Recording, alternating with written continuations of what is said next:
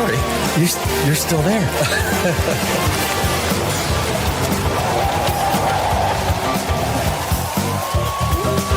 Yeah, baby.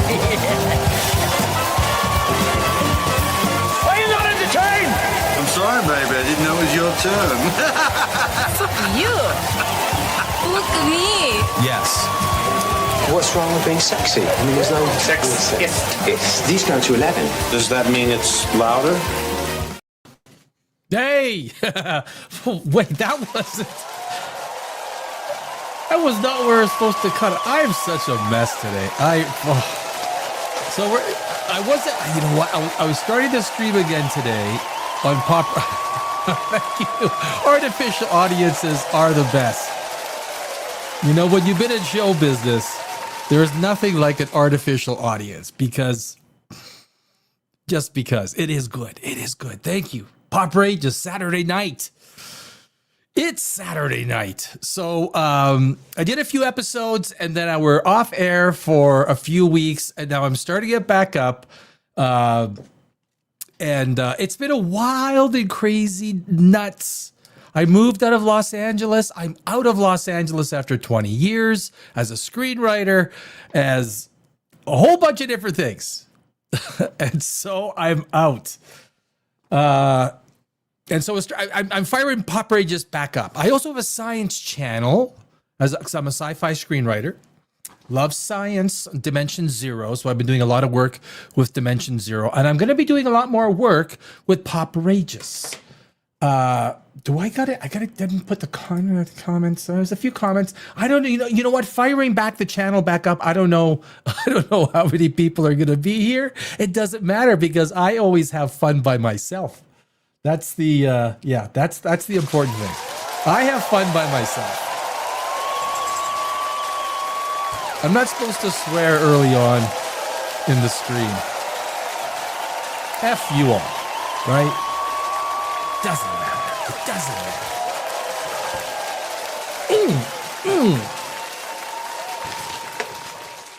I don't know if I got the lighting right. Lighting seems a little darker than usual. What the hell? I need a production team. I know there's a lot of production teams looking for work in Los Angeles. I know that for a fact. And it's sad is what it is. Partly because of crap stuff like Starfleet Academy. Now, if you liked Starfleet Academy, then you probably loved Melrose Place and you probably loved 90210. Two shows I didn't really like. As a matter of fact, I think I watched 1.5 episodes of Melrose Place. This is Melrose Place. They had an idea for Melrose Place, right? For Starfleet Academy. Kurtzman said he woke up one day and he says, "Look, man, I got an idea for Melrose Place." Really? Why don't you just put into Star Trek? Make it a Star Trek Melrose Place. Call it Starfleet Academy. Call it Starfleet Academy. Melrose Place is Starfleet Academy. Holy, you know what? As a screenwriter, guys, I got some street cred. If you Google my name, Danny Alex, screenwriter, I've won hundreds of awards around the world. And someone is texting me. That's okay. So I got some street cred when it comes to screenwriting. This is garbage slop. What the frick? I have no idea what I'm doing. If Alex Kurtzman, I'll say it right now, I got no problem. I'm out of Los Angeles. So if I burn bridges now, I don't give a shit. I don't. If Alex Kurtzman, if the Ellisons bought Paramount and they don't fire Alex Kurtzman, you deserve to lose Star Trek unequivocally because he's screwing it up so bad. It's not like it's bad. It's like you're destroying the franchise. He's doing a better job. Arguably, Kurtzman is doing a better job than Kennedy is. What used to be the CEO, the governing dictator at Lucasfilm. It doesn't take long to destroy a franchise. It doesn't. If you don't like science fiction, or if you're not into science fiction, you have no affinity with science fiction. You don't give a shit about science fiction. And these are the writers that you get to write your science fiction. What do you get? You get a Melrose Place. You get a Melrose Place in space.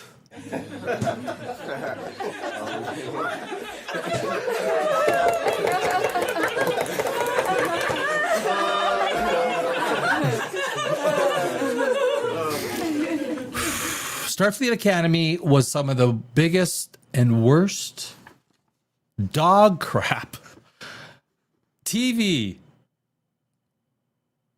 It is science fiction. It is Melrose Place 90210. I got some stuff we're going to do. I'm going to show you a couple of interviews from the New York premiere of Starfleet Academy. Not one question about science fiction. Not one question about Star Trek. Not one question about anything dealing about. It was all about partying. All about who's the one that's most likely to break character and like go out partying and go drinking like Melrose Place and like 90210. What a freaking abomination! I'm telling you, man. If Kurtzman ain't fired. Any Star Trek fans that are left are fucking gone. I mean, this is such bullshit. Literally. I mean, I started off with the original Star Trek. I'm old enough. Look, I'm old, okay? I'm older than maybe all of you. I'm older than all of you. Get that? Will it focus on my pen? I want to. Anyway, this is the first show back in a very long time. So we're going to have a few people. A few people are hanging out. I know a few people are going to hang out. It's only going to be an hour-ish show, hour and a half. It's not a long show tonight. Every Saturday night, POPRAGEOUS Live, it's Saturday night. I am Danny Alex. We do movies. I'm a screenwriter. I've been in Hollywood for a long time. Going to have a few guests. We're going to have a few guests. We're going to talk some... Talking shit is sometimes a lot of fun. Oh, it was such a good movie. I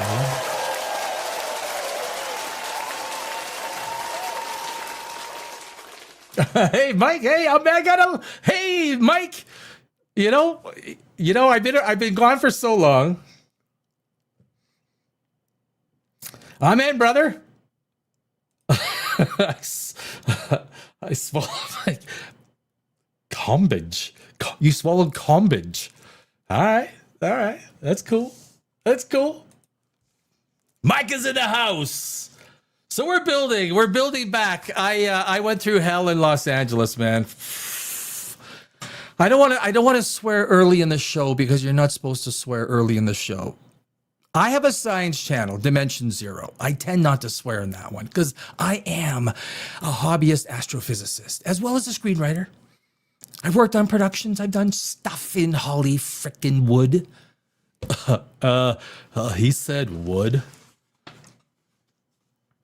But the stuff I saw on Starfleet Academy, I frickin' puked. I tried to watch it twice. It's puke-worthy. It's cringe-worthy. You talk about, how much, all it is, the second show is like forced compartmentalization of every scene. Forced tension, and then every scene starts with a frickin' speech. Well, you know, I've never seen it. Could you imagine Captain Kirk sitting in his chair? I'm Captain Kirk, right? He's got shorts on. He's sitting in his chair. He's got his feet up, and he's got it. Like, could you imagine Captain Kirk doing that? Frick no.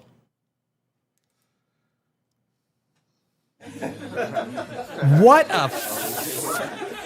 If Kurtzman is not fired, if David Ellison, Larry Ellison's son, who is worth $300 billion, the founder of Oracle. I also worked in the tech sector on Wall Street, so I know the street stuff when it comes to the tech sector. But David Ellison, he's trying to buy Warner Brothers. If you allow Starfleet Crap Academy to stand. You know the best thing you can do, David? Can I call you David? David. Can I call you David? Mr. Ellison? You want Mr. Ellison? If you don't care, I know the second season is already greenlit. Be a man. Be a man. Do you know what he should do? You know what he should do?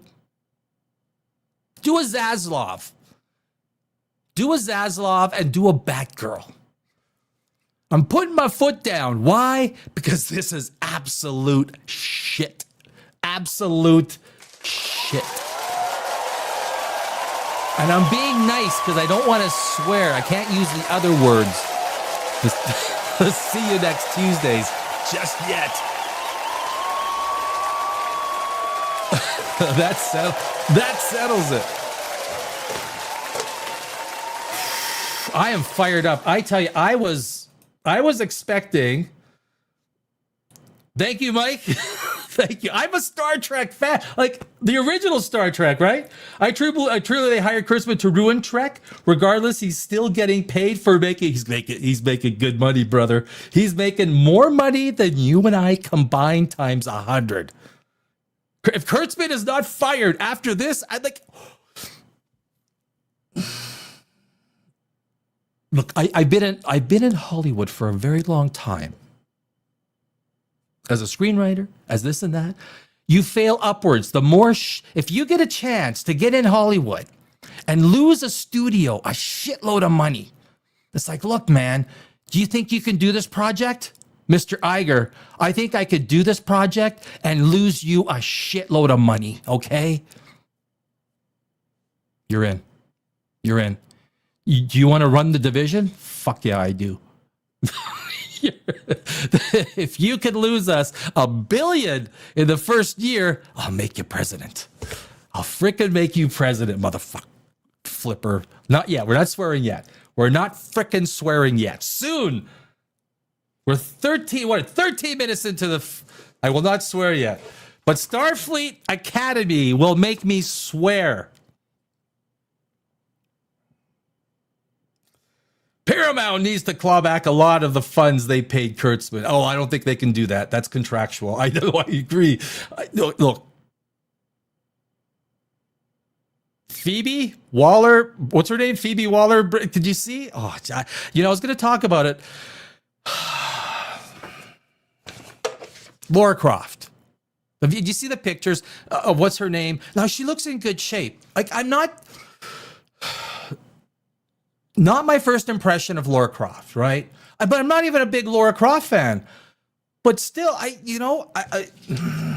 Phoebe is not, look, she's not the one that probably should be working that franchise. That's another one. I fail. I fail. There we go. That's the one. I fail. I lose you money. I do a terrible job. I screw up the character. I fuck up your franchise. Where's my promotion? Oh no, you got it. We'll give you a nice big juicy. You want Laura Croft? Do you think you can lose money for us on Laura Croft? How much money do you think you can lose us on Laura Croft? Are you going to put a chick in it and make her gay? That's all I care about. Are you going to put a chick in it and make her gay? Not just gay. I want double gay. I want double gay. I want a double dose of gay because I really care what people do in their beds at night. I really freaking do.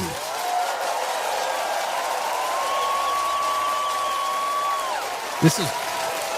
Thank you. No, don't. I'm not worthy. I haven't even started to unload yet. I am.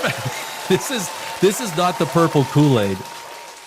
This is red wine, my friends. It's Saturday night. That's why. It's Saturday night. Now, you might like Academy, Starfleet Academy. You might like it. That's fine. It's opinion. I love science fiction. I'm a science fiction screenwriter. I have a science channel that I love doing science. Dimension Zero is my science channel. Science is my shit. That's my thing. When I see something like, look, there's a lot of Star Trek that has been Kurtzman has done a good job at screwing up this franchise. And if you're a real science fiction person, a real sci-fi lover, and you put Melrose Place into frickin' Star Trek, fuck you. Okay? Fuck you. Kurtzman, fuck you. This is not Melrose Place. This isn't 90210. Like, what the fuck? What the fuck did I just... I tried to watch it a second time. I couldn't. For the review, because we're reviewing it tonight. I couldn't watch it a second time. I mean, I kept drifting. What the fuck am I watching?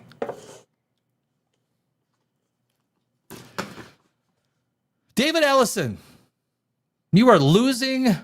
Star Trek is dead. It's dead. It's dead. This is Acolyte was bad. I think this is actually one lower than the Acolyte, guys. And I'll tell you why. I'll tell you why. Oh, thank you. Thank you. No, I'm not worthy. Nope.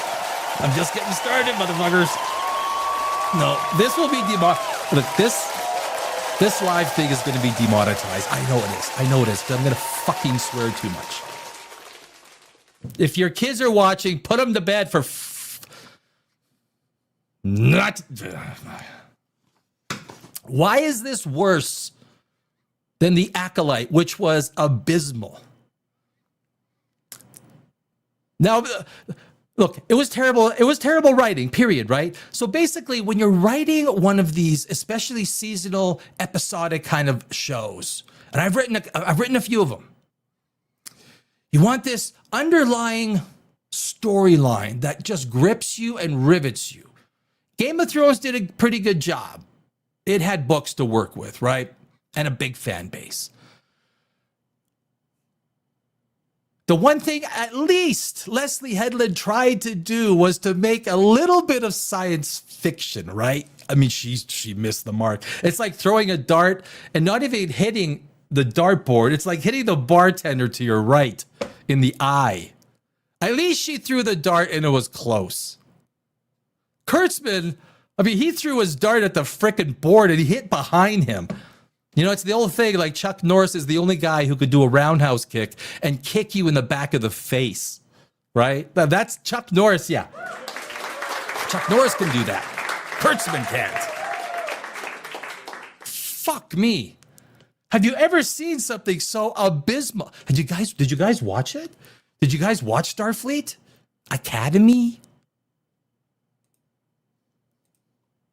Mike, they made the Academy ship, right? The Academy ship. Dude, I mean, I didn't even have that down in my notes. The Academy ship. Academy ship. What was it? It looked like a flower petal. What was it? Look at Kyrus. Yeah, you know what? Yeah. The question is this worse than Section 31? Is this worse than Section 31? Look, Michelle Yeoh was, at least Michelle Yeoh is in Yeoh. How do you, like, what, did I offend? Did I offend anyone? I don't think I did. She got $12 million for that. You can't offend her. She got $12 million. You can't, if I got paid for $12 million for something, she goes, you want me, you're going to pay me $12 million for this script. For this script, you're going to give me $12 million. I'll do it. Right? Right.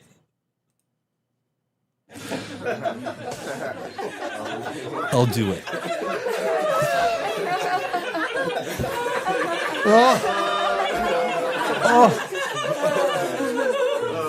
I'm all sweaty. You're sweaty balls. I got sweaty balls. Mr. Baldwin, do you have sweaty balls, Mr. Baldwin? Remember that one? Saturday night. Well, that's Saturday Night Live. We are POPRAGEOUS Live. It's Saturday night. Every Saturday night, we're going to do this stuff. And I might get a little rude, a little crass at times. But this is what I do. On my science channel, I don't. I'm a little bit more reserved, right? I expect a lot of these Saturday night episodes to be demonetized, okay? I do. I'm not doing this for the money. The Saturday night show is not for the money. Demonetize me. Go right fucking ahead, demonetize me. Because if I can't let off steam as a screenwriter, as a lover of science fiction, I grew up on Kirk, Spock, McCoy, Scotty, Uhura, Chekhov. You guys having a drink with me? Am I the only one drinking in this room? I got red wine, so someone go to your fridge and grab a beer, for crying out loud. I'm not gonna be the only one freaking drinking. Come on, work with me here. And if you guys, some of you guys like Starfleet Academy, hit me up. Let me know why. And if you use the word diversity, if you seriously use the word diversity,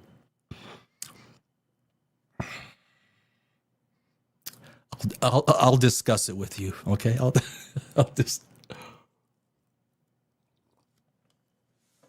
look. I'm a good-natured guy. I do. Like you can see, I get angry with a smile. I do. I know when I get angry, I get fired up with a smile. Right?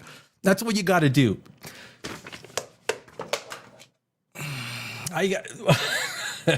Don't know. Oh, Mississippi wildlife. I'm not on the right. Didn't vote for President Trump, but Starfleet Academy was pure garbage. You garbage. Mississippi wildlife. And of course, look, I will not make this political. I don't like being political. There's stuff Trump does I don't like. There's a lot of things that Biden did. I don't think I liked anything Biden did. I understand, Mississippi. I got you. It's not a political thing. For me, it's pure screenwriting. It's pure storytelling. But when people try, like they literally try to talk about activism, right? Oh, it's activism. Episode 2, the speech, the opera, the forced tension. What's his name? Caleb and Tamir. What's her name? Tamir. In one episode, like seriously, in one episode, in a half hour. Did you guys see this? In a half hour, episode 2, they get together, they get all a squishy lovey together. Then in their second meeting, they get into a fight. And she goes, "Oh, you only wanted to talk to me because of this? Oh no, what you talking about? Yeah, what you said was, oh my God, what did you tell me? What'd you just call me? You go away." She goes away. She like this is half hour of the second episode. This is Melrose Place. And then she sees her walking in the hallway. He goes running. "Oh, please, like, oh my God, love me. Please forgive me for everything I said." And then they come back. They all congregate. And the Betazoids, they agree. I'm in.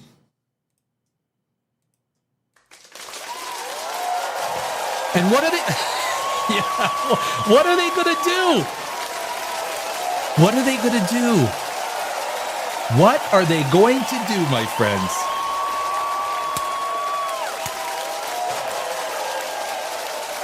They're going to tear down the wall. They're going to tear down the wall. That was the whole thing for the second episode. Well, we need a concept for the writer's room. We need a concept for the well, let's talk about walls. What's walls? Okay, wall. Yeah, wall. Like the Israeli wall in Israel? No, that wall's okay. That wall's okay. I mean, that's a big 50-foot. Have you seen World War Z? It kept the zombies out. I was like, well, actually, it didn't. It didn't keep the zombies out. They got in.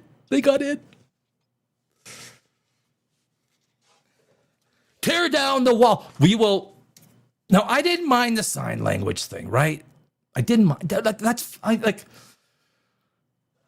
It's actually kind of well. The sign language stuff was kind of well done. I do. I think that was well done. I do. I think that was. They had the voice, the translator, everything. But then it literally it took him and her getting back together, and then the girl that walks around with no shoes, the Starfleet commander in chief of the educational bullshit.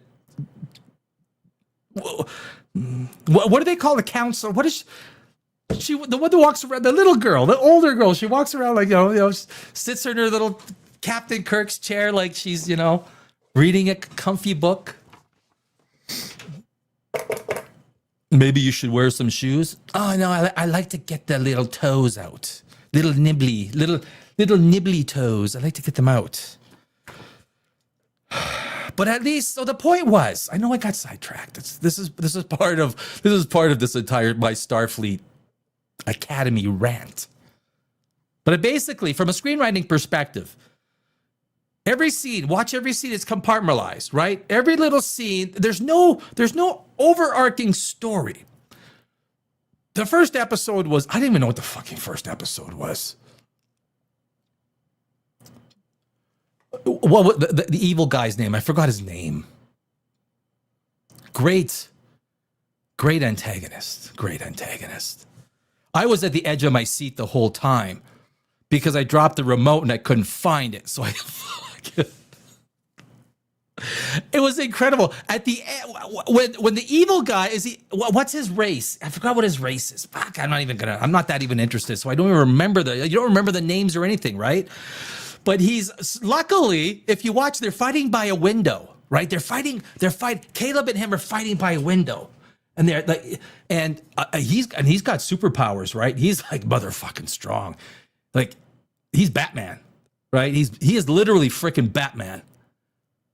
And he's beating up Caleb by a window so he can see his ship explode, because if he doesn't see his ship explode, the scene won't work, right? He has to see his ship explode. So luckily they're fighting by a window. When Captain 72 pounds, I don't wear shoes and I curl up with a good book in my captain's chair, fires off her photon torpedoes, and then he sees his ship explode, and there just happens to be a little escape pod. Not just an escape pod, but an escape pod that can go interstellar. Because he zooms off into the, right? He just zooms off into this little pod that obviously has some kind of a warp drive, because you have to hit warp. Like, you can't fly around in impulse power in a little pod. So this little, what great, wow. Great writing. I mean, that's just great writing. I know, where am I here? I gotta talk to you guys. I need to hear what you guys are saying. Yeah, all the actors got paid and they don't give an F, so they'll just talk crap. Loved how the Klingons said that Klingons are right. Klingons are literally not a diverse group. All of the technology they have, they took it by conquering other races. They are literally as undiverse as I like birds. I like watching birds. Fuck. Are you Kurtzman? Ellison. David Ellison. My name is Danny Alex. If you don't have the balls to fire Alex Kurtzman, then hire me as temporary VP. Give me the power. I'll walk in and say, Mr. Alex Kurtzman, sit down. No, stand up. You're fired. Clear your fucking desk. Get out of here. Get out of here. And Mr. Ellison, you want to keep me around? I'm also a screenwriter. I've worked in Los Angeles for a few years. I'll do the heavy lifting, motherfucker. I'll do the heavy lifting. Hey, we're paid actors, man. Oh, did I finish that? Klingon in the show, diverse group at the show. No, they are not. Yeah, exactly. I think I finished off your sentence there, didn't I? Not 1 inch says AI does your job better than you. Prove me wrong. I can't. Not 1 inch. I have no need to, and I won't. How's that for an answer? I think AI could do your job as posting comments better than you did. I think I could get AI to post a better comment than you just did. Prove me wrong. You like that one? I'm glad you're here. Glad you're here, not 1 inch. I'm glad you're here. I'm drinking some Crown Royal and apple with you, brother. Oh, geez, my friend.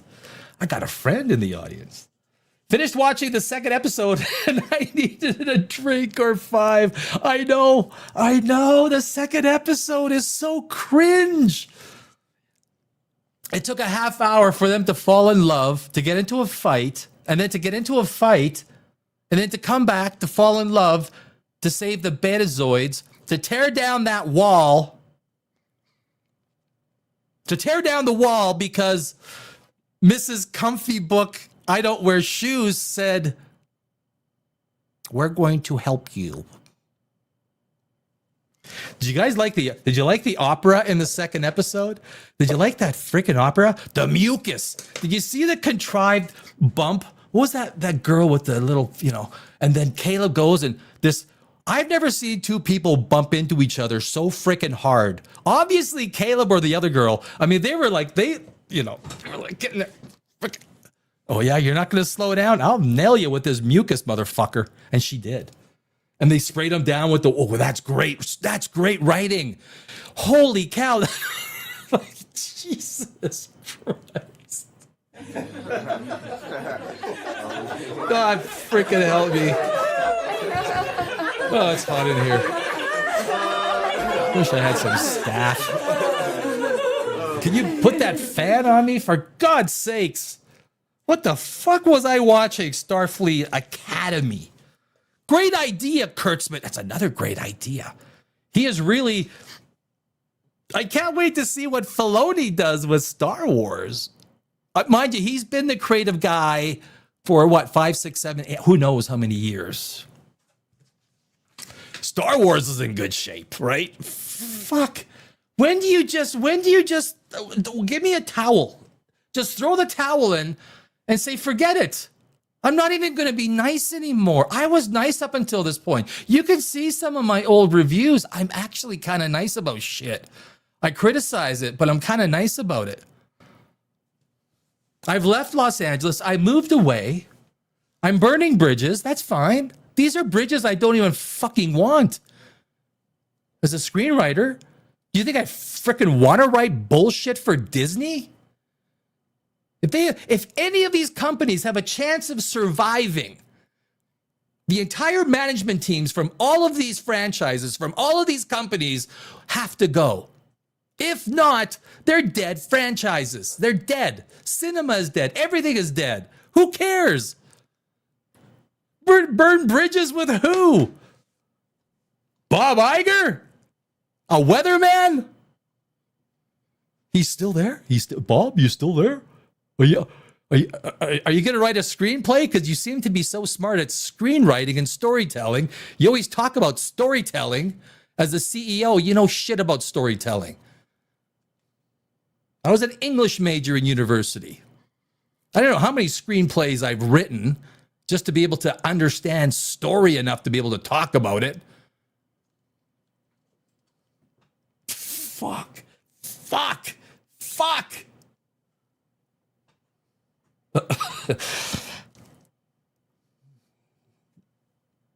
So, okay, let me finish my point about why The Acolyte is slightly better than Starfleet Academy. I did make the point that at least The Acolyte she tried to do something sci-fi, right? Leslie Headland it was abysmal. And it got the check mark from Mr. Filoni. Oh, this is good content. What do you need? 300 million? 350? How much money do you need to make this amazing script, The Acolyte, to come alive? I'll probably need about 30 million per episode. Greenlit. Done. Go.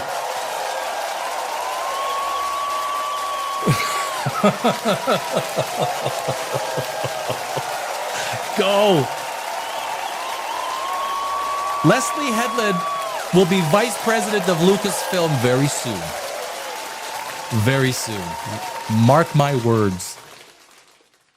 chief creative director under Filoni or something. Look, that's how you get good in Hollywood. You got to fuck it up, man. You got to lose some freaking money. Give me a chance. Just give me a chance to lose you some money. I can lose you more money than she did, okay?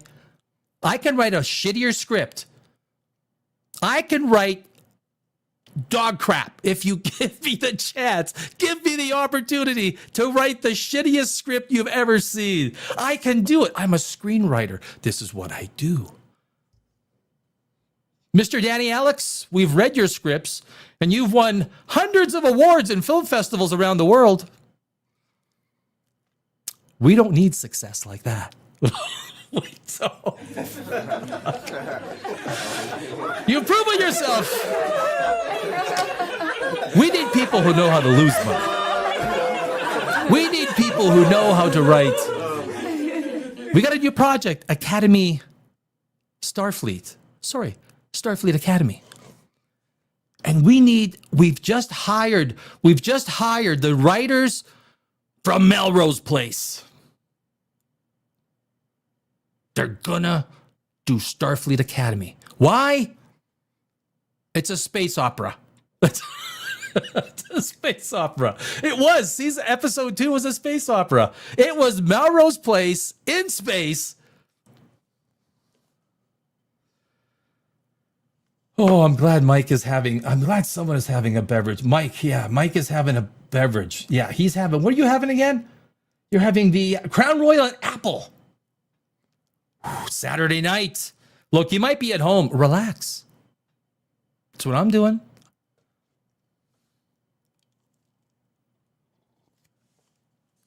I do have a science channel, Dimension Zero, which I am much more reserved on. I don't, you know. I'm a science guy. I am. I'm a screenwriter, a science guy. But Kurtzman definitely got Trump derangement syndrome. Oh, for sure he did. DEI. Oh my God, this thing is like, you're talking about walls. Do you hear the walls? That was the whole thing behind the Betazoids, the Betazoids. Walls. We're bringing down the walls, motherfucker. Gonna bring down your fucking walls. What about Israel? Israel has walls. No, they're okay. They're okay. They're okay. Look what they're okay. Why? Because they keep the zombies out. All right, I'm down. Okay.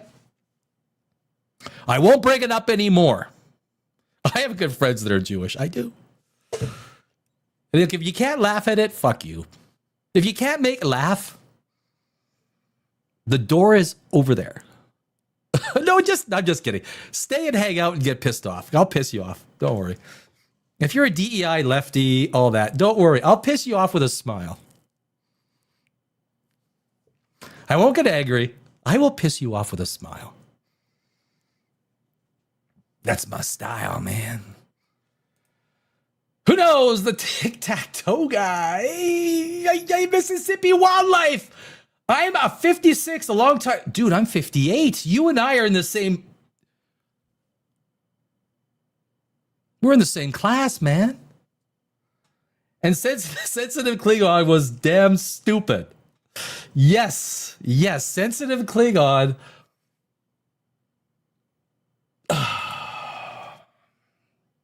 Yeah, man. Call Terry Metalis, and you two would do great. I'd love to be part of the writers' teams and truly bring back Roddenberry's vision. Mike, you just nailed it. Could you imagine Gene Roddenberry waking up from his 32-year slumber and seeing what his dream project? I mean, look, Star Trek: The Next Generation. You appreciate that show a lot, right? You understand when a show was about science, right? It's about a science concept, and then the story is written around it. A grandiose concept, an idea. That was the same thing with the original Star Trek. Diab 86, I lasted all in 10 minutes. And then I went full on good old classic Space Above and Beyond. I can't even describe how bad Academy is. It is very true. As a matter of fact, right after Starfleet Academy ended, you know what came on my screen? I don't know if it does with yours. An episode of the original Star Trek. Because I do. I watch the original Star Trek to go to sleep. I find it very relaxing. I find Captain Kirk, Spock, Bones, Scotty, Uhura, Chekhov, all of them. I find it relaxing. But it's very hard. Mike, amen. Amen, brother. Amen. Exactly. Thank you. Thank you. Oh, yeah. Why does the Klingon sound like a robot from a black and white sci-fi series? I know. Dear God. It was directed by Alex Kurtzman. This is what a director does, right? A director directs. They don't do the cinematography. A cinematographer does the lighting, the cameras, and everything. Now, the director is going to say that the director is the conductor, right? But you have a cinematographer who is the expert at the lighting, expert at this. And the director might, probably like a guy like, guys like James Cameron and guys like Spielberg, right? They're cinematographers of their own. So you have a scene idea, and you have an idea. You direct the actors. Here's what I want from you in this scene. I need this. Bring this to me. I need you to be a gay Klingon. Can you do that? Can you do that? That's why I hired you. Can you be a gay Klingon? I don't even care what they do in bed. I don't care if you like polygamy. I don't care if you like boys, girls. It's not the subject of any of my concern. I wasn't wondering in Stranger Things episode 7 if Will was gay. I didn't care. I wasn't fucking wondering. Newsflash. Up until then, I didn't fucking wonder. But you just gotta shove that down my throat, huh? I don't care. I got gay friends. Even they said you know what it is. When you make coming out such a big freaking deal, and you suggest that being gay is such a big freaking deal, you make the whole thing a big freaking deal. And anyone who doesn't care about someone's sexuality understands it's not a big deal. But when you idiots in Hollywood make it a big deal, it's not a big deal because don't care. I could be best friends with someone who is gay. I don't even. Do you ever ask about, hey, you get your couples night out? What do you guys like using those sex toys in bed? Do you like taking it to your wife? And do you like? What do you like? Do you ever tie your husband up and beat the crap out of him? Is that what you guys sexually like? No, because I didn't ask and I'm not fucking interested. I want to know about the story. I want to know about the story. I want to know about a compelling, emotional journey between people, an antagonist and a protagonist. That's what I care about. I don't care about what someone does in bed. Gerbils, I don't know. I don't care.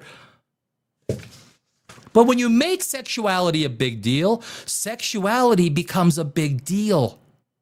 Stop making it a big deal because nobody cares.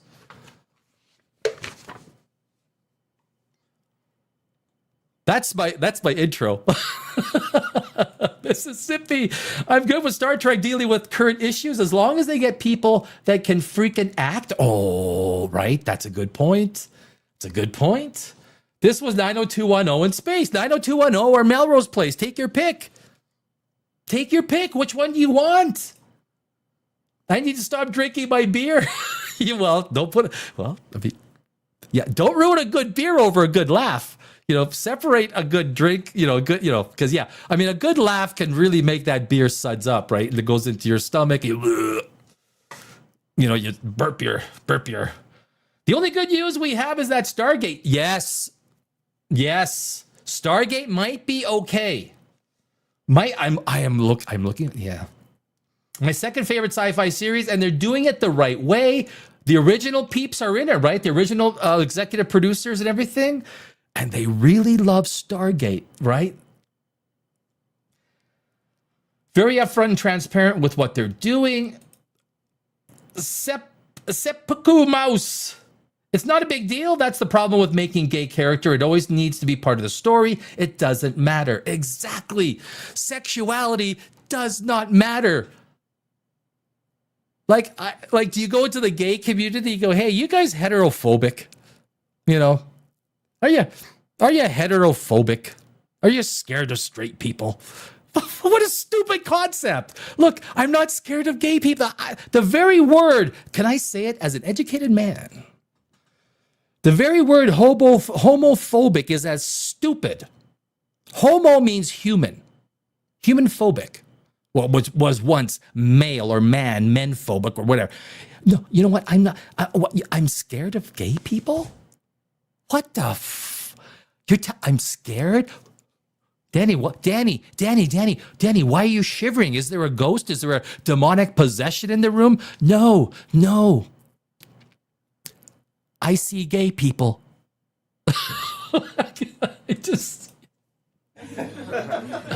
I see gay people.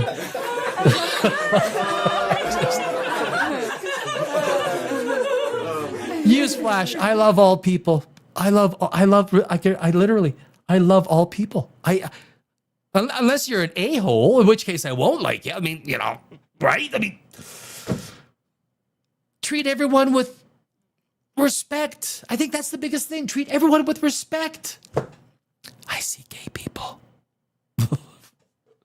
You know what? There's a meme in there. I'm going to make it. I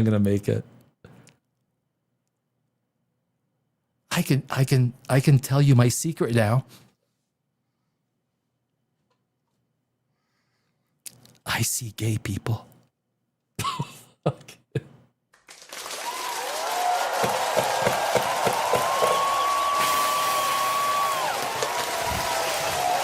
Give me something. This is freaking hard work. Actually, it's not. You know what? It's funny.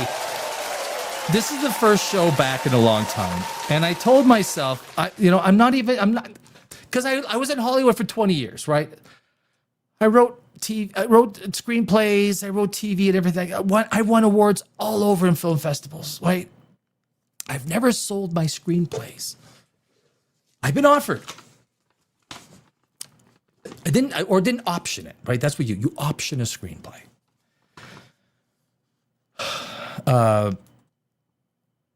And I was wondering what I was going to do with this episode. And I'm wondering, maybe I should just do it next. I said, you know what? Just go out. It's time to snip. It's time to just be yourself. I'm out of Hollywood. After 20 years, I'm out of Los Angeles. May 11th. And so Saturday night, POPRAGEOUS, it's Saturday night. I'm telling you. I was always, when I did reviews, I tempered them a little bit because I didn't want to, it's like, I don't want to really burn bridges. I don't even give a fuck about the bridges that are left to burn in Hollywood. Because you know what? Look, I got some great New Zealand friends, directors, people in commercial. They left Hollywood. All of them. Everyone I know left Hollywood. It's shit wood. It's shit wood. That's spelt, SHITWOOD.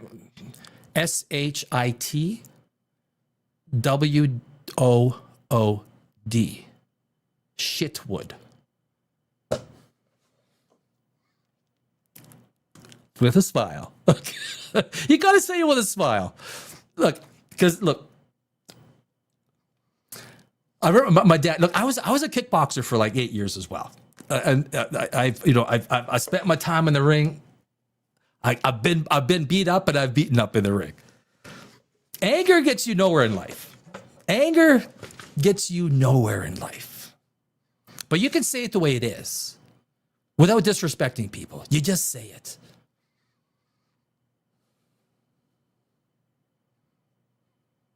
And maybe more people need to say that. Like some of the BS that we get from You ever see like what is it? What is it on the Rotten Tomatoes? Fuck Rotten Tomatoes, you dumbass. On Starfleet, on Starfleet Academy, 87% on the tomato meter from the frickin' critics. 87%. This is good. Oh, this is good TV. Oh yeah. Oh, this is good. This is good TV. Starfleet Academy is good TV. Says 87% of the fucking critics. So you know what that tells me? These aren't critics. These are patsies.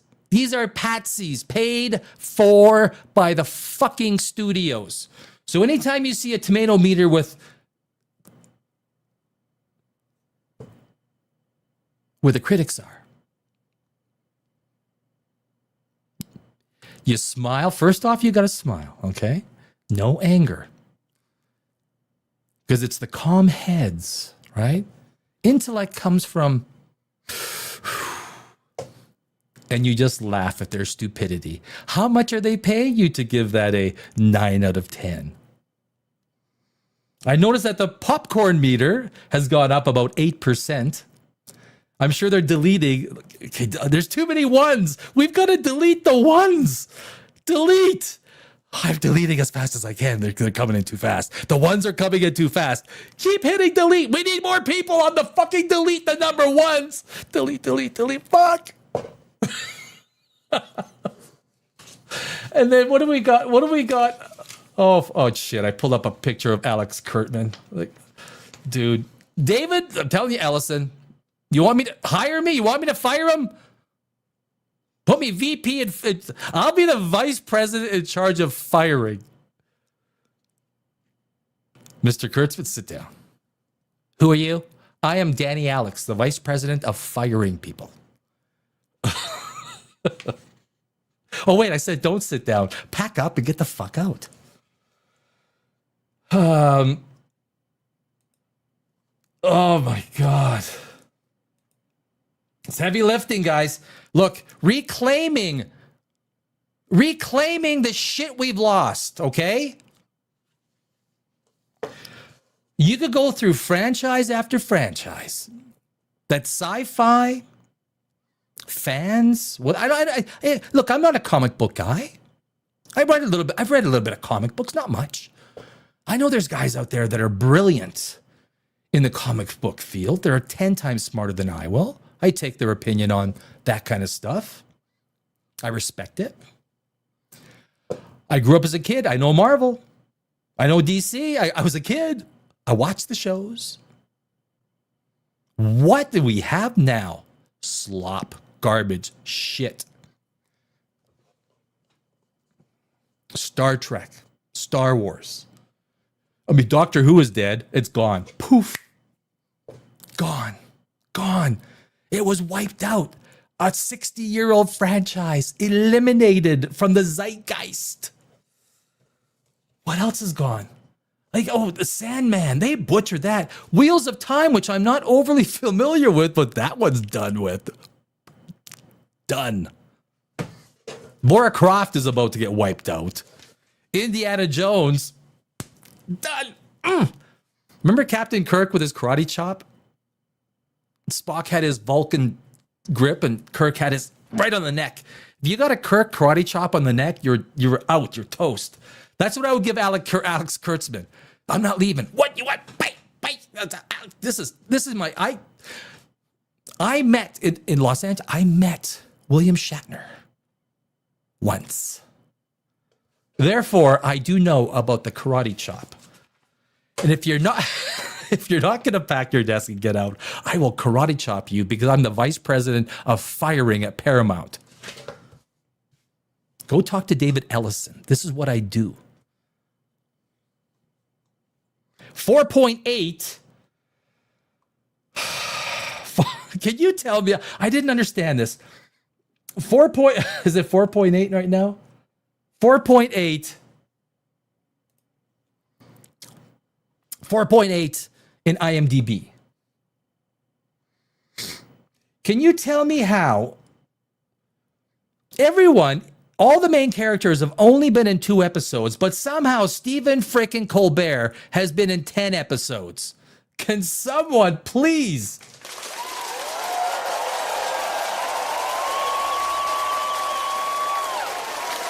How has Stephen Colbert been in 10 episodes, but Holly Hunter, Captain Nala Aki, she's only been in 2 episodes. Stephen Colbert is fucking magic, guys. He's a wizard. He's Gandalf. Stephen Colbert is Gandalf. Do you remember his little bit with taking the shot? Did you guys take the COVID shot? I never fucking did. There's no way they were going to prick me with that shit. And my employees, I had about 13 or 14 employees. I asked them not to get the shot. And there's no way I was going to ask or anything. I don't think any of them got the shot. Thank goodness. Thank freaking goodness. But Stephen Colbert, remember his little bit that he did on late night TV with the shot and he's dancing? You proud of that shit now? Are you proud? Are you like, I remember I went to the American Music Awards. What year was it? Shakira sang She-Wolf that night. She-Wolf. She looked great. What's her name saying New York with New York? It was like, you know. And I was talking to the guy that does the voice with the black character. What's his name in Simpsons? I don't remember his name. Of course, because I'm live. That's why I don't remember his name. So I was talking with him. Great guy. Like we literally hit it off. Best friends, even though we don't talk anymore. And Stephen Colbert was standing like 20 feet away, and he kept on looking over at me. And I said, "Why can you guys see Stephen Colbert over there?" They look up, and he keeps on turning to me. He goes, "Yeah, like what's it saying?" For 10 minutes, he just kept like turning, stare at me. Maybe he thought I was Chuck Norris. No, he wouldn't stare at me. If he thought I was Chuck Norris, he wouldn't stare at me. Never got the answer. But anyway, Stephen Colbert, 10 episodes. Holly Hunter, 2 episodes. Sandro Rosta. Caleb, right? Oh yeah, I know. A little bit of a tangent. But if we get back to Starfleet Academy, red wine, my friends, please. Mike, you still got some of your stuff going on there? Got some comments going on. You written for any big shows? No, I haven't, but I have written many things. I have not sold any of my screenplays. You can Google Danny Alex, screenwriter, and you will see that I won awards all over the world. I've had offers for options. The last thing I want to do is to sell my screen. So in the last 4, 5, 6 years, things went to shit in Hollywood. There are people selling screenplays for 5, 10 grand, right? They'd write a screenplay, bang it off. I spend so much time. When you write a screenplay, you lock yourself away for months. You're alone in a room with a computer and with your ideas, and that's it. They're worth more to me, and I've proven that they are because they have won in very large film festivals around the world. I would rather, and this was the idea for POPRAGEOUS. This channel was about creating an environment for independence, because I do know a lot of independent people, directors, all that, people who are not in this. Look, there's a lot fewer people in the studio system right now. A lot fewer people. There is a huge opportunity. I did not want my screenplays to go to an independent or to a studio, to have it sit there and collect dust, or to go to an independent, and then you get that, they just massacre it, and then you get that 2.6 out of 10 on IMDb, and my name is attached to it. Oh, no. Can you guys take my name off of that?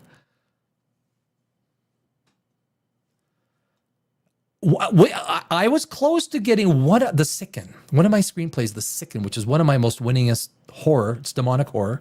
Love demonic horror. Very close. I will get one of these, my screenplays out. And it may be through an independent production company that I develop myself or with other people who are like-minded. But I will not put it through the shit studio system or the vices that are. Look, I don't want to cut down Netflix, but I want to cut down Netflix, okay? You know what I mean. I don't want to cut down Paramount, but I want to cut down Paramount.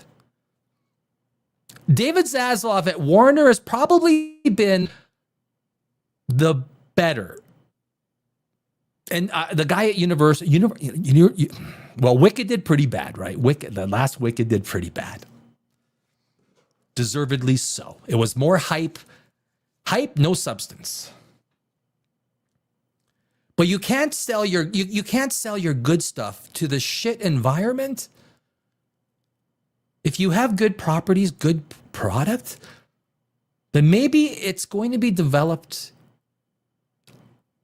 not in Hollywood. So that's where I am. But you're more than welcome to Google my name, Danny Alex, and screenwriter. You'll see, when death smiles at us, all you could do is smile. Look, yes, Gladiator, Maximus, fucking A, brother, fucking A. What a great movie. Matter of fact, I might watch that movie tonight before I go to sleep. Sepunk Mouse, 8,005, paid critics. You bet, motherfucker. You got it right. They're all paid. I could just, Did you see that Netanyahu clip where they're paying like the online people, right? I mean, isn't that political interference or something? I don't know. Like, I'm not anti anything, really. I'm not. I'm just like same rules for everybody kind of thing, right? I think we're all like that. I think at heart we're all good people. All of us. At heart we're all good people. We don't wish bad upon anyone. You spout what opinion? Oh, you must be this. You must be this, you motherfucker. No, I'm not.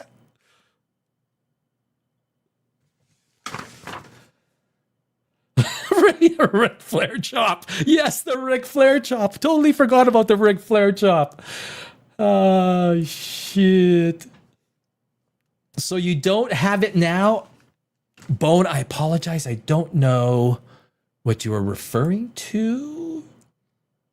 I've had a bit of wine, and I'm going to have more wine, okay? So don't know if you've seen this, but here's a treat for your viewers. JTVFX created this filing and all the missing stories of the best of both worlds. You will love it if you haven't seen it.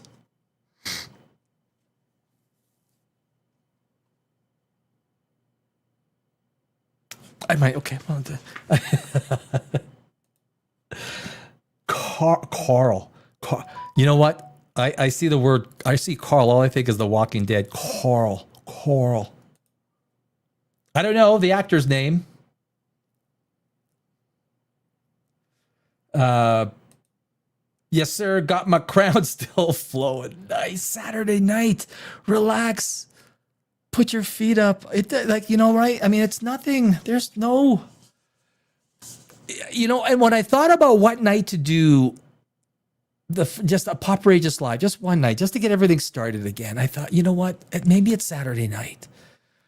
Because you kind of kick back and you talk about stuff. You talk about movies that you've seen and then movies you haven't seen. And quite honestly, guys, I spent 12, 15 years wakeboarding and snowboarding my life away. There's a lot of movies I have not caught, even as an English major and screenwriter. I mean, for 6 months of the year, I was snowboarding, and for 6 months of the year, I was wakeboarding. I mean, you could find me in front of a TV. I mean, I had an X-Star. The whole. I mean, that was. Yeah, corporate media sucks. Bonehead, my friend, you got you got religion, my friend. You got religion. Yeah. $$ %K. Wicked. I got you. The actual actress was nastier looking than the witch she plays. Yes. I don't mind trans characters. I want well-written characters. Exactly. You know what? If a character is supposed to be a trans character, Rocky Horror Picture Show. I mean, that is a cult classic. It's a transvestite because that is what the story called for. It works. No one calls it out. It's perfect. It's perfect. David Bowie played a transvestite for God knows how many of his videos and part of his life. It worked. It was fucking cool because of presentation. I've got to show you. I got to. Okay, what do I have here? No, I got to do. I want to show. This is a clear indication to just how bad. Where is it? How bad? And I think this literally exemplifies the whole thing. And I did have some content ready. It was this wasn't just me blabbing the whole time, which I feel comfortable doing that. What day is it today? 17th, right? Yeah. Well, oh yeah, there it is. Yeah. Okay. So, I got to get rid of that. Okay. Yes. David Bowie made it work. He is well liked, and he did a lot of the transvestite sort of idea, right? And it worked because it's presentation. It was cool. But not the way it's shoved down your throat today. It needs to be done in moderation and doses and in a way that makes sense within the story.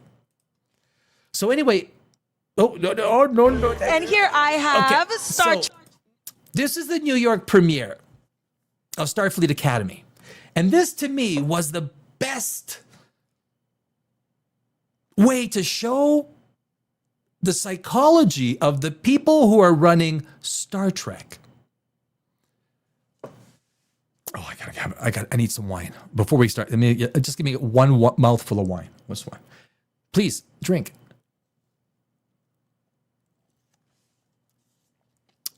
Ooh, it's good. It's good. So this was the pre-show, whatever, if this was actually Star Trek, you got to think, if this was a Star Trek premiere in New York, what would you expect from a Star Trek premiere? What would you expect? Well, I would expect a lot of talk about the old characters. I would expect a lot of talk about science, some of the science concepts that we're getting into. I would, go back and talk about the GOAT, Kirk. I would go back and talk about all the things that make Star Trek amazing. I would talk about some of the science ideas, some of the story ideas that are science-based, because that's what Gene Roddenberry will do. They would be premised on science, on fiction, on the idea that things are that one step beyond science fact, right? In the netherworld of the edge of the universe, right? Q. I mean, some of these characters, Q, Borg. Look, I think Borg is coming upon humanity a lot faster than people think. When they get inorganic chips to speak seamlessly with organic synapses and neurons, chips are going into the brain. We are Borg. We will be Borg. We will have 10 times the brain power, but we will be Borg. Borg is coming. We will be Borg. It'll happen. But anyway, back to Starfleet Academy. Listen to the questions. Listen to the tone. This is fucking Melrose Place, 90210. This is teenage slop ass crap. It's like Kurtzman said, I want to do a new Melrose Place TV series. And someone said, I got a great idea. Why don't you take Star Wars and take your Melrose Place idea and just shove it in. Just make it fit. Just shove it in. Just like pancake it in. Like put it in and... I like that idea. I'm going to do it. So this girl's one of the executive producers and the writer. I'm not gonna ask if she looks like Star Trek. I will ask you if she sounds like Star Trek. Trek alum, Beckett Mariner, my loved one, Tawny Newsome, writer and co-producer. Big deal on Starfleet Academy. Tawny, how are you feeling? I feel amazing. I'm so happy to see you. So good to see you. Oh my God! On seeing my friends. That's the way. I was like, you know what I want to do? I want to get dressed up. I want to see my friends. I want to drink 3 martinis. Because that's what fucking Star Trek is, okay? This is what we do. What do you think? You think Captain Kirk and Spock didn't flush down a couple of quick vodkas going down to Lizardland? Of course they did. And I want to not remember my middle name. I don't even know your middle name, so we're on a great start. Don't tell me, it'll be a surprise. Okay, let's talk Starfleet Academy. You have a writer credit, you have a producer credit. What are you excited? You know what? The people they will give a producer credit to, their scripts in Hollywood have got like 20, 30. You ever watch a movie and you see executive producer, that's the main producer, right? That is the mofo that does the shit. Then you got all these producer credits. Sometimes there's 20 or 30 names because scripts often come with these names that are legally obligated attached to the script. And if they're not included, there's lawsuits. There's a lot of producers. Most producers have nothing to do. Watch the credits. Take out the executive producer and watch for produced by. Really? For fans and Trekkies to know about this new batch of cadets. Starfleet Academy has been such a huge part of the Star Trek franchise. We're finally getting a moment to talk about it. It is. And I could jump in again. Look, Starfleet Academy is a huge part of the Star Trek franchise. It is the fulcrum. Are you excited to share to fans? I am excited for the fans to dissect absolutely everything that they hate. They will do that. Because it is a Star Trek rite of passage, and we know y'all are going to do it, and you're allowed to do it, because that is your right as fans. The problem is there's too much to hate. Like, I couldn't even get it all down. I had stuff. I'm not even getting to most of my stuff. There's too much. Well, say whatever you want. We love it. I love it. The cast is so incredible. It's such an incredibly warm, smart group of writers that came together to make this that I'm just like, yo, we can't miss. No, I mean, with you in the room, nobody can miss, you know? No way. I mean, I ain't say that, but you. I did, and I'll say it 1,000 times because I love my friend and I'm so proud of her. Listen, I'm not going to keep up too much of your time. Thank you for coming. Thank you for... What time? I don't know. I got nothing else to do. What time? What the fuck do you mean, what I'm time? here for you. Okay, here, let's do rapid fire. Quick superlative game. You write for all the cadets and the Listen kids. to these Who do you questions. think Listen is to most these likely to questions. break character during a scene? Oh, Who is going to break character during the scene? No, I haven't been on set Great that question. much. They're Great all science pretty question. locked in. Yeah. I mean, Carice Brooks is. I was also going to say Carice. Carice is a straight up fool in the best way. So I feel like she'd be cutting up a little bit. She'd be cutting up. She'd be cutting up a little bit. She'd be cutting up. Maybe Paul. Maybe a Paul Giamatti. Does he mess around? I would He messes around. Well, fuck yeah, he messes around. love to see it. I would love. That's what I would want. Is I'd want Paul to be the one messing around. Okay. Me too. It's science. This is science, guys. This is science. I'll make sure to pass that on. I'll make sure to tell On your him. show, are you the I think trickster?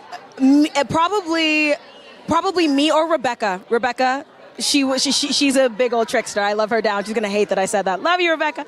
Yeah. Oh no, you could tell these people are tricksters, right? Yeah, but I'm gonna keep interviewing folks. It was so good to see you. Thank you for your time. Love you. I'm so proud of you. Thank you. I'm proud of you. Mwah, mwah, mwah, mwah. So see, if that interview does not remind you of Star Trek, you are not a Trekkie, okay? That is the new Star Trek. That. I feel like Thulsa Doom. That is power. That. You know when that girl jumps off and Conan's all beaten up by Rexor and Thorgrim. You killed my mother. You killed my father. That is power. That is Star Trek. Isn't she the best? I'm having such a good time. She's the best. Oh my God, I'm having such a good time. Hello, so everyone. fun. Welcome Oh back my to God. the Starfleet Academy Blue Carpet. I'm here with two of the stars. Two of the stars. You know who these are. If you watched any part of Star Trek Academy, Starfleet Academy. My apologies. Listen to the barrage of science Star Trek questions that hit these two. I mean, it's just reliving Star Trek. Of the show, Carice Brooks and George Hawkins. Yeah, we are. Oh my God! It's very exciting. We're having a great time. So exciting. you are two of the cadets on the show. We have Sam and Darum. Yeah. I am so excited for the world to meet these two characters. He's the What is lizard something guy, right? that you want the fans at home to know about your two characters before they even see the show? We have people watching in the theater and we have folks watching on YouTube. So what do you want them to know about your characters? You wanna go first? I want everyone to know that Sam is a very sweet girl and she has good intentions, and I want everyone to take care of her.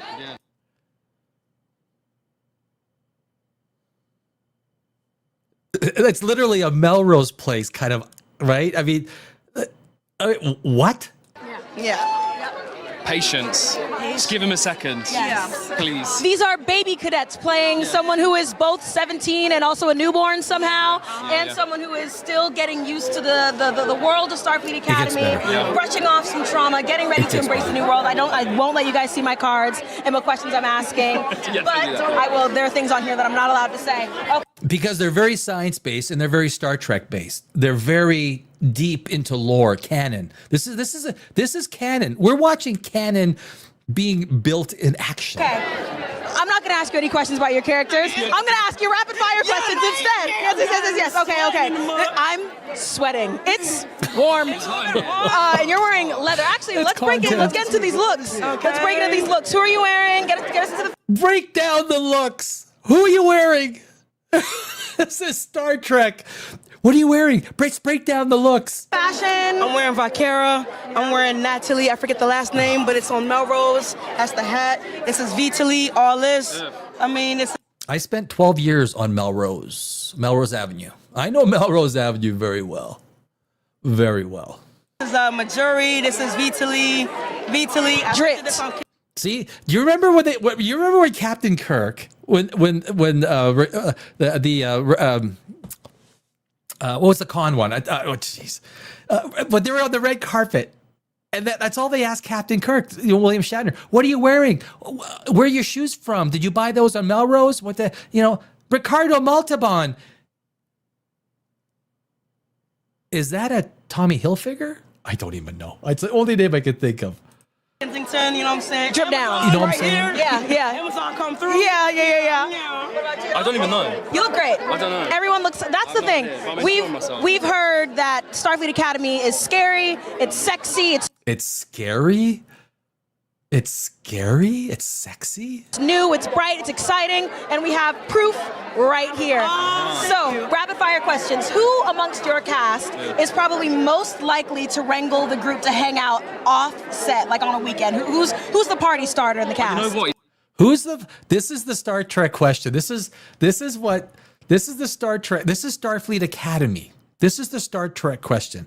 Who is the one most likely to get the crew together to go get drunk and go see strippers? That's basically what she asked. Look, girls like going seeing strippers as much as anyone else. They do. It's not even here, Romeo. Romeo. Yeah. Carrera. I would say either Romeo or sometimes Sandro can gather the girls. Sandro, yeah. Sandro can he gather the get one girls, for yeah. dinner. He's there. Sometimes, yeah. Bella can gather the girls sometimes. Yeah. I think we're more low key though. We're like, do you want to just hang out? Yeah, do you want to just like vibe? Low key is the word we're going to use for the people. Gorgeous. Low genuinely. Who is most likely to break character on set? That's another great Star Trek question. Like, we're getting deep into the lore here. Who is most likely to break character on set? But these are all like seasoned performers. They're all These are all seasoned performers. These are all 19-year-old seasoned fucking performers. It's not like 94-year-old William Shatner who knows shit about Star Trek. These are 19-year-old Trekkies that are seasoned performers that are wearing stuff from Villy Dance at Melrose, off of Melrose Avenue. And people. I would say Bella, yeah. That's the second time Bella's been called out. Exactly. Just so you know. Who said Bella? Just so you know. Who? Young? Who else said Bella? Gina. Yeah. And Tig. Really? Yeah.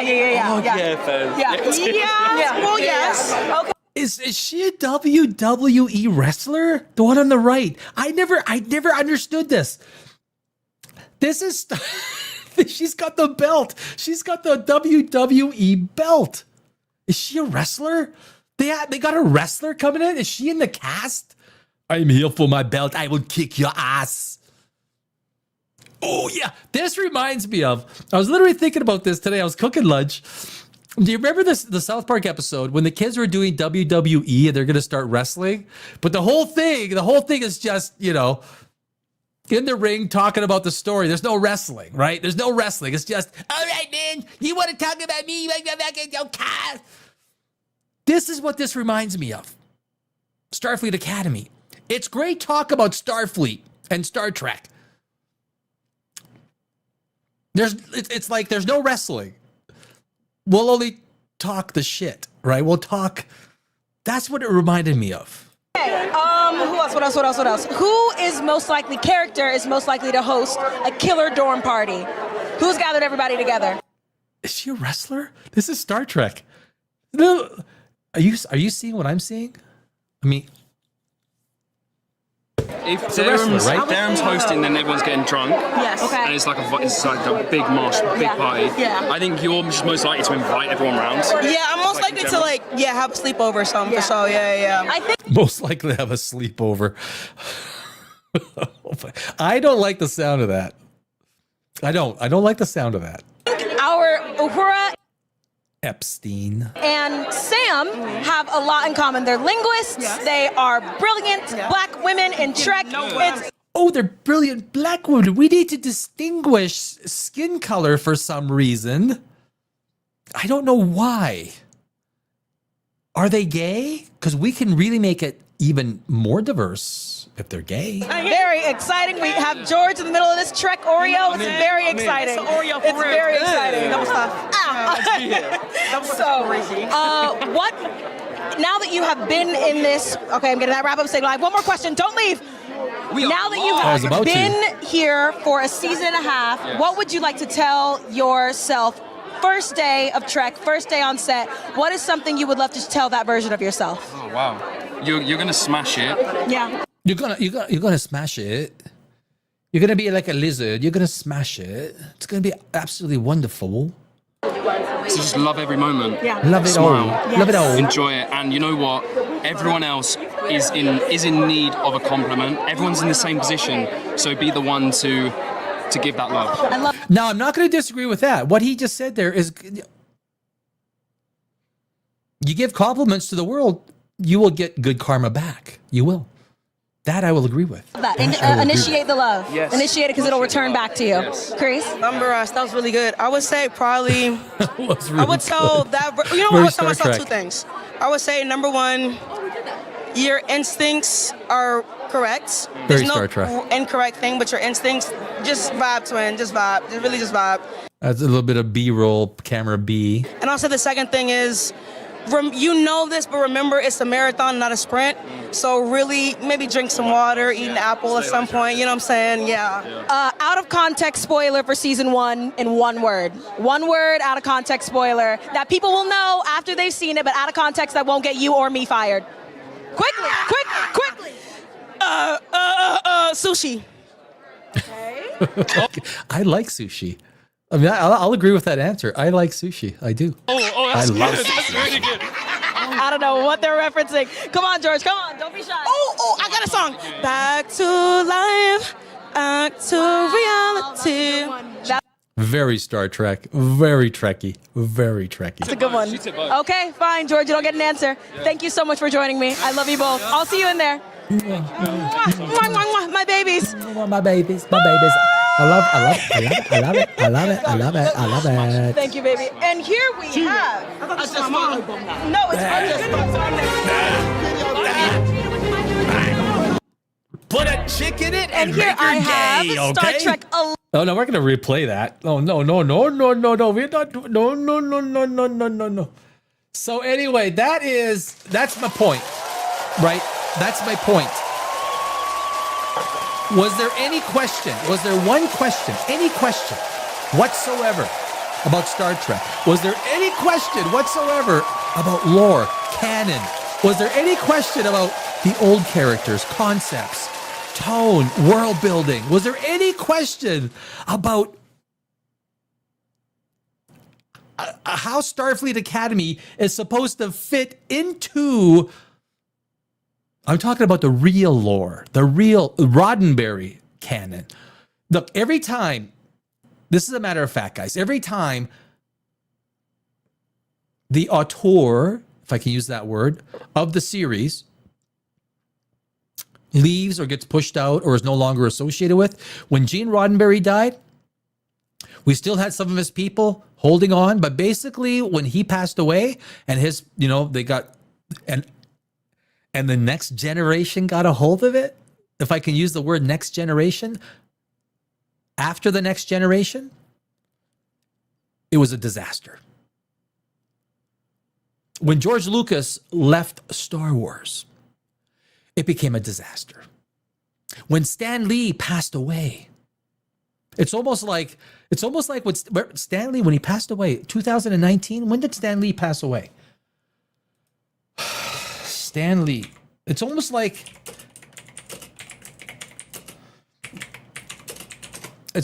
you can't, 2018, 95 years old, November 12th, at Cedars-Sinai Medical Center in Los Angeles.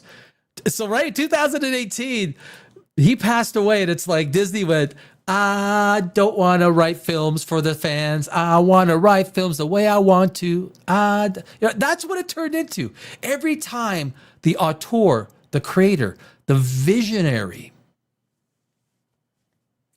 leaves, gone, is no longer involved, you lose that guiding idea that is the entire concept of that story. Now, as a screenwriter, I wouldn't expect someone to go into one of the worlds that I created unless they were passionate about what I created and carry it on. Kathleen Kennedy, was she the right steward?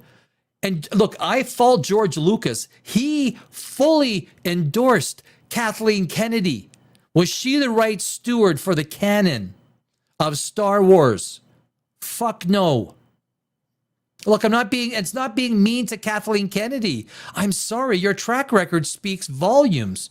You've destroyed the franchise. You can't even sell toys anymore. You can't even sell toys. Your toys don't sell.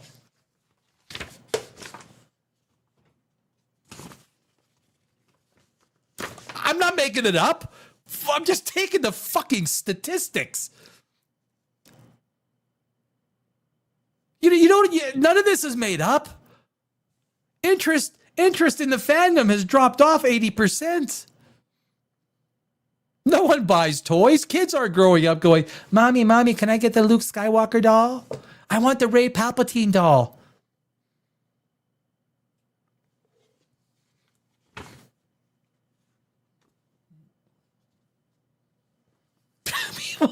They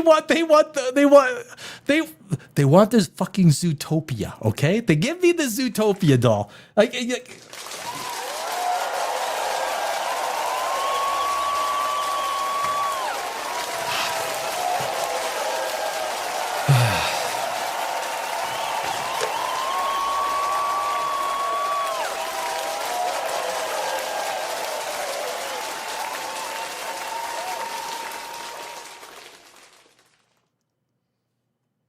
What are you guys saying over here? What the? Snack that smiles back. Hey, Danny, it's Carlos. Haha, go 49ers, motherfucker. Damn rights, go 49ers.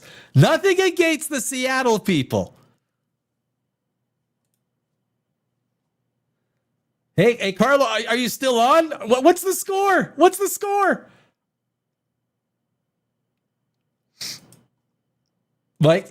Mike, yes, agreed. Mike Arms. The first thing they did was to do a show about a space station when Roddenberry was explicitly against that.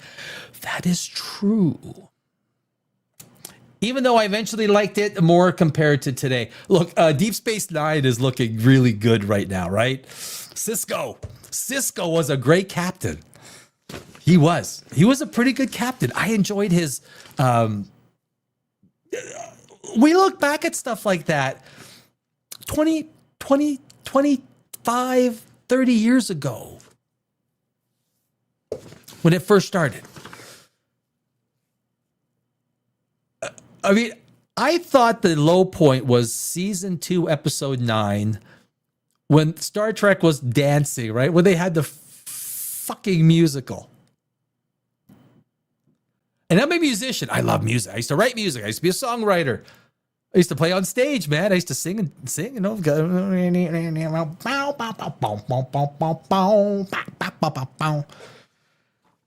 I love me music. It doesn't belong in Star Trek.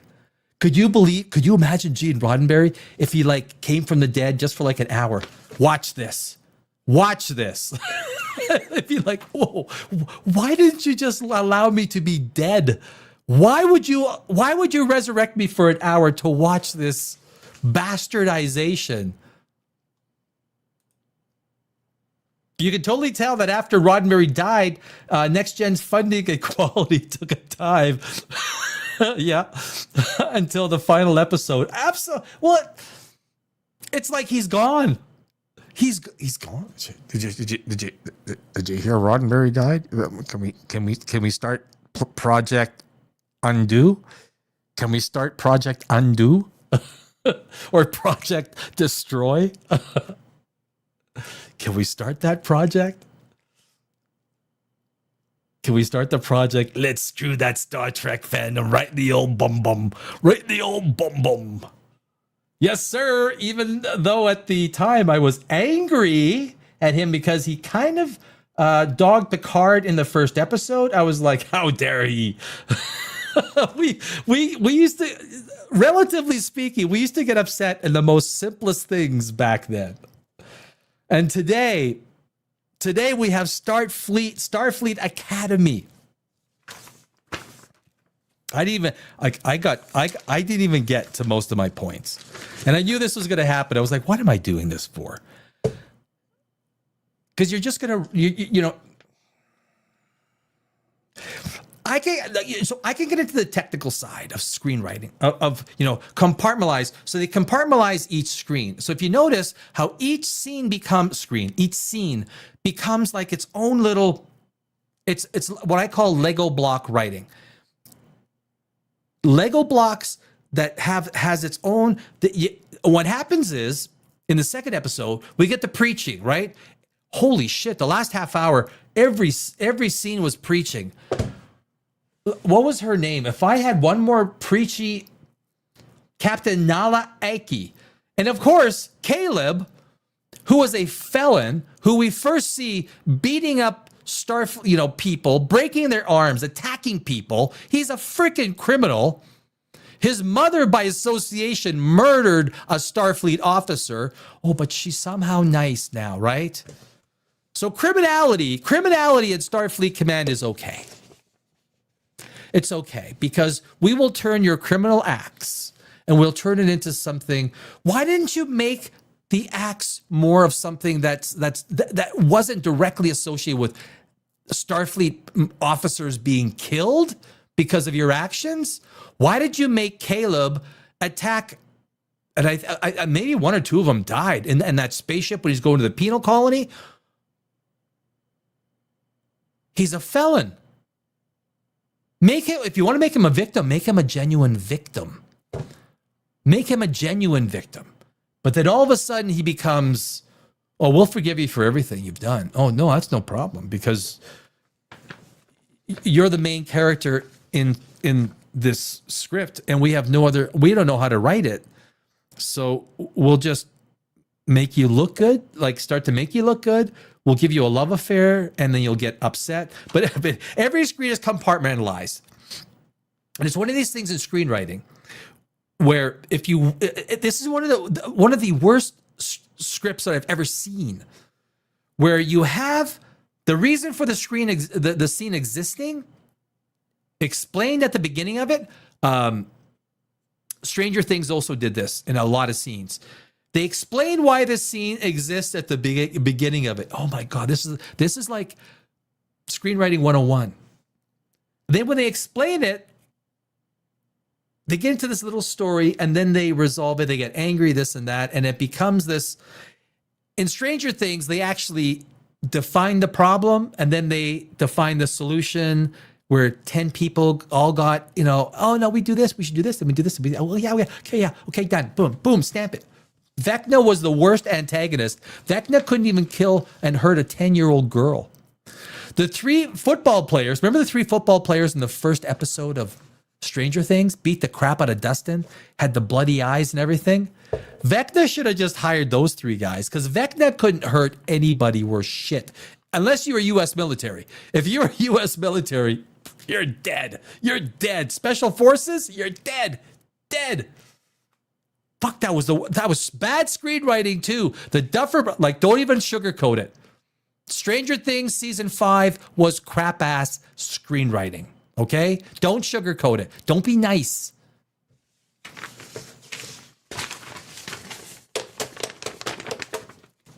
Stephen Colbert was in 10 episodes and only 2 have aired.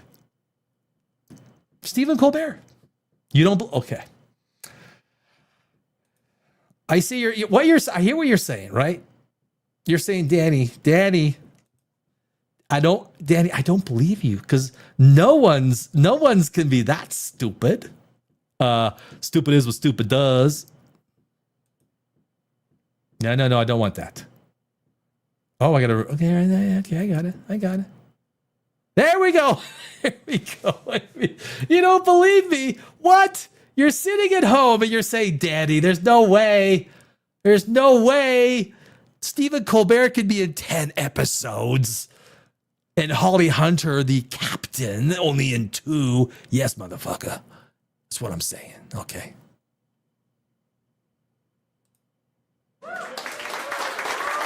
Or it should be, although it should be a little bit of laughs.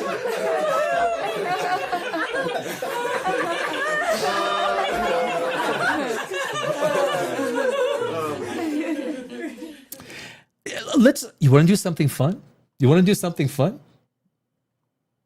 I know you does. So we got a 4.8. I love, the one thing, and I know they're frantically trying to delete, they're trying to delete like a lot of these reviews, right? I know they are. I know. I don't want them by feature. Let's do a review of the reviews. Just by date. So it becomes random. Are you with me? 1 out of 10. Star Trek plus MTV, Real World equals Imbecile Academy. That is also too, right? I'm using Melrose Place, right? Another failed attempt. Let me move this over here so I'm not... Another failed attempt at Star Trek for the Next Generation. 3 out of 10. 2 out of 10, waste of time. I chose to give it a chance, even though I decided to forget that anything past season 2 of Discovery existed. What they did in Discovery should be a crime. What, they're not arrested yet? 8 out of 10, mildly surprised. I'm mad enough to admit I liked the first 2 episodes. From the still images and marketing, I thought I was going to hate it. Obviously, someone who worked on Crew, I'm thinking, starts in a bad spot, but gets better. What? No. Look, opinions, you can't. If that's what someone thinks, that's what someone thinks. But 4 out of 10 is probably, it's just trash. The story, the characters, the plot, the acting, the script, it's all just trash. It was extremely painful to watch. Now, that's a pretty technical assertion of the script. You're taking some real, but he's freaking nailed it. Exabachi, is that his name? From start to finish, I couldn't stop my eyes from rolling. It's true. Ignore the horrible reviews. My husband is a Trekker, and therefore I am a Trekker by marriage. Because that's how it works. Cry me a river of hope. Magnificent launch to a new Starfleet. Oh, and I cannot. What Starfleet? Where was there any Star Trek in any of, like, oh my God, full of humor, heart and teamwork. Pay no mind to the jealous little boys making a stink in the back of the class. That's another thing. Thank you for reminding me.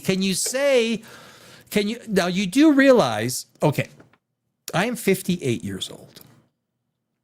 I'm a Dungeons and Dragons fanatic from years back. I collect D&D stuff from the old time, like from the 70s and early 80s. Big collector. I've never met and I have a lot of friends that are girls. I do. None of them like Star Trek. None of them. We're talking 24 girls. None of them like Star Trek. I say maybe half the guys, the people I know. Maybe 3/5. Sorry, 2/5. Maybe slightly less. Not everyone's a Trekkie, right? Statistics say 78% of the fan base are men. I think it's higher than that. I could definitely see in some of the cosplay stuff where women are a much bigger group of that, because women love to cosplay. So the Trekkies that are women, they love doing that, and they do it so well. Like, they really do. Girls at these shows kick it. They really do. I love it. I wish more girls were into this stuff.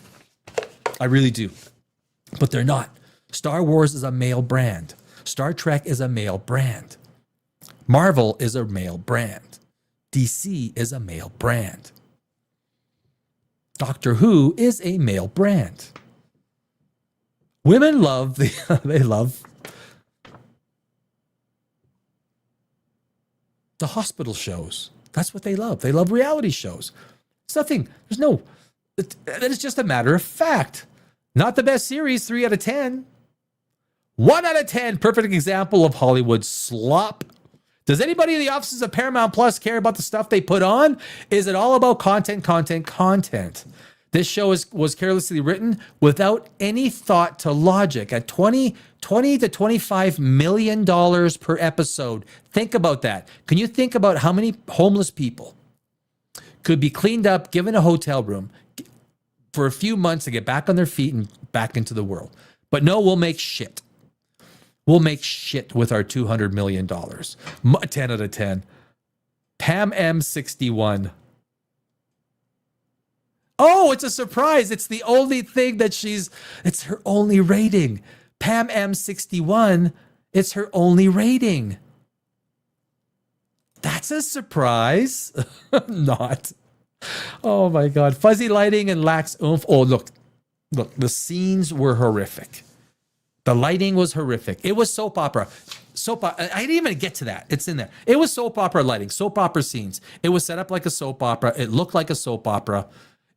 Worse, it looked like a Spanish soap opera. And the one thing about a Spanish soap opera, though, is they're fucking entertaining, right? In a Spanish soap opera, you got stuff going on that is absolutely insane. The cinematography and the lighting is terrible, but you will watch a Spanish soap opera because, oh man,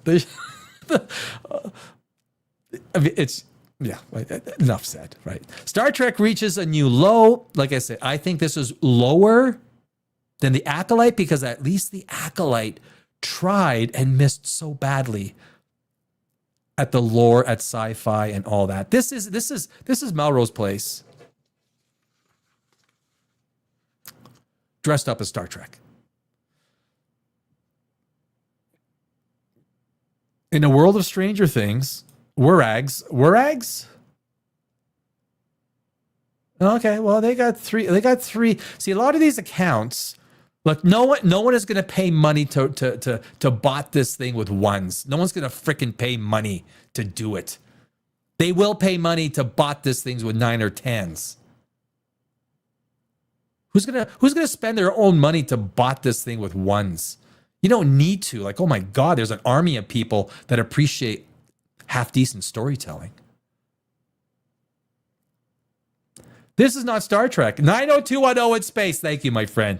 Thank you, Mark King 06932. Exactly. Great addition. Oh, it is. It's so good. It's 10 out of 10. All these low-rated reviews are from people who are not, oh my God, who are not true Star Trek fans. They don't understand what Star Trek has stood for. Science and space. We saw the New York premiere with the actors. Not one, right? Not one fucking question about the lore, about Star Trek, about science. Hey, what do you think about entropy?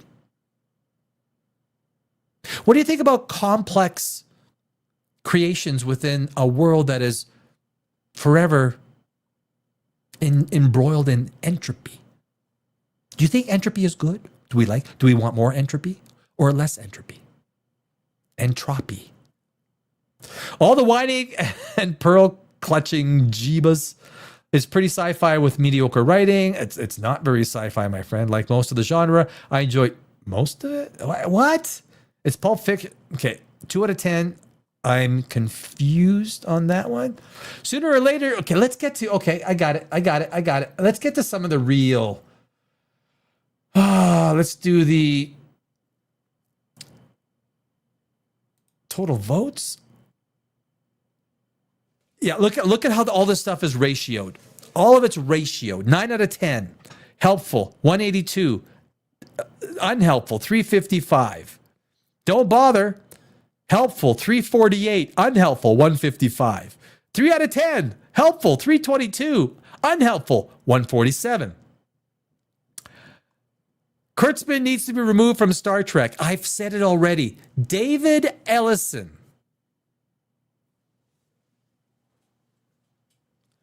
Call me.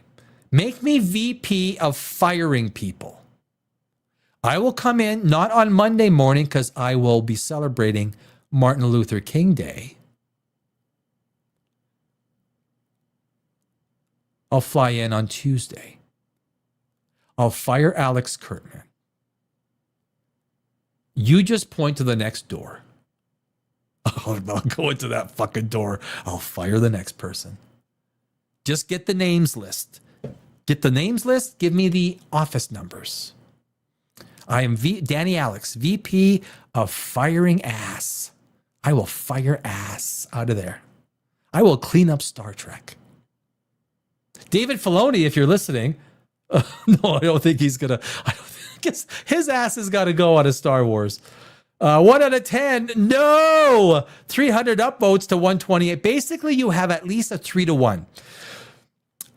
Based on that, you should not have a score any higher than a 5. You should be between a 3.5 to a 4.5. 288 to 136. 1 out of 10. 1 out of 10. 281 to 142. Exactly what I expected, which is not good. 5 out of 10 seems a little strong. I gave it a 3. 244 to 118. 2 out of 10. Live short and unproductive. 8 out of 10. 115 to 142 downvotes for an 8 out of 10. We get the idea, right? There's the idea. There's no ambiguity. We are not in any way confused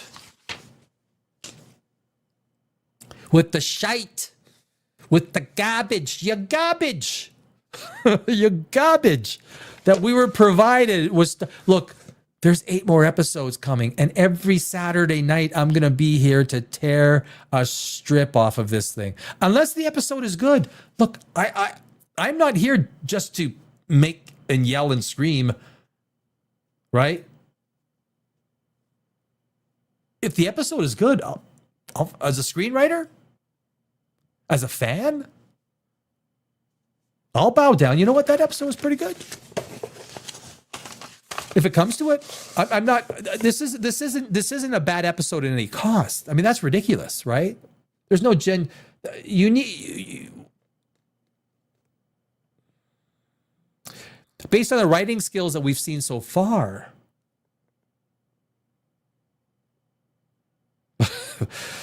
I'm not expecting much out of episode 3.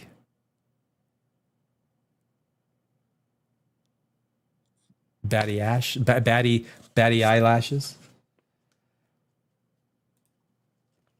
You can totally tell that after Rod. Oh yeah, we've been there, right? Yeah, Mike. Yep. Yes, sir. Yep. Frantic If sci-fi is dead, it's because feminists and leftists killed it. Of course they have. I mean, look, activists took the properties and they activated. Activists activate their own ideals and they sacrificed decades of people who passionately wrote, created lore, canon, world building, characters. They use these vehicles as a way to disseminate their political, social views. When all we were looking for was more Star Trek. That's all we were looking for. That's it. We wanted to find, look, Picard was a good captain. He was. Captain Kirk was a good captain. Spock, look, bar none, I think Spock is the greatest character ever made in Star Trek. To me, Spock. Leonard Nimoy. That is the character that everyone will remember beyond anything. Randy Johnson, I watched the first 2 episodes. This is not Star Trek. You know, it ain't, motherfucker. It is not. Episode 2 didn't even have a story, just senseless blabbering. Each scene was its own little contained bullshit. It didn't need to go anywhere. Within a half hour, we had 2 people start to get into a relationship. In the next meeting, they got into an argument. He said, fuck you, get the fuck, I'm out of here. You go, I'm out of here. I'm leaving, that's it. Melrose Place. We are through. You guys have spent 2 minutes talking. That's it. I'm out of here. And then when the whole delegation is leaving, Caleb goes running up. He's all buff. He's like, darling, stop. I want to talk to you. Remember what I told you about you being a bitch? I lied. I don't know. It's what the Arnold movie would be, right? Remember what I told you to fuck off? I didn't mean it. I lied. Come back to me. It's not a tumor. The thing on the end of my pee-pee is not a tumor. Bring your father back and we'll talk. Bring down your wall. So they did. They brought down the wall, right? That was the whole thing. Episode 2 was bringing down the wall. It was bringing down the wall. Activism. Activate. Activists activate. You got to remember where these words come from, right? As an English major, I always think about these things. To be an activist, you try to activate. Activate. You activate ideas. You have certain specific ideas that you try to activate. Therefore, you're an activist. I mean, it's pretty basic, but I don't think most people think of it in those kind of terms. Mike, I couldn't have said it more perfectly, brother. Thank you. Thank you, my friend. I actually LOL'd literally. Well, at the end of the day, as much as we are upset, if you're a real Trekkie, if you're a real science fiction guy or gal,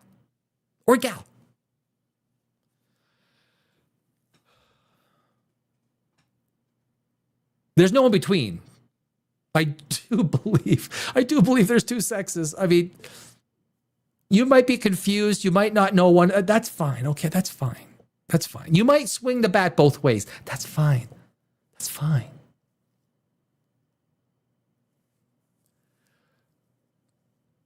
But we have every right to have fun at the shit that we think is absolutely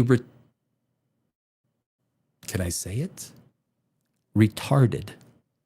Can I say it? I don't know, because sometimes I feel retarded. We're all retarded once in a while. We are. Look.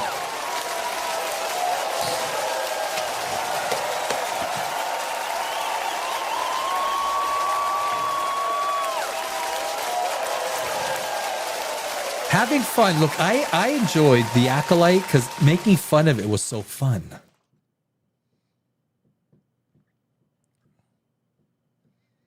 I'm not as nice anymore because I've left Hollywood and I don't care about burning these shit bridges anymore.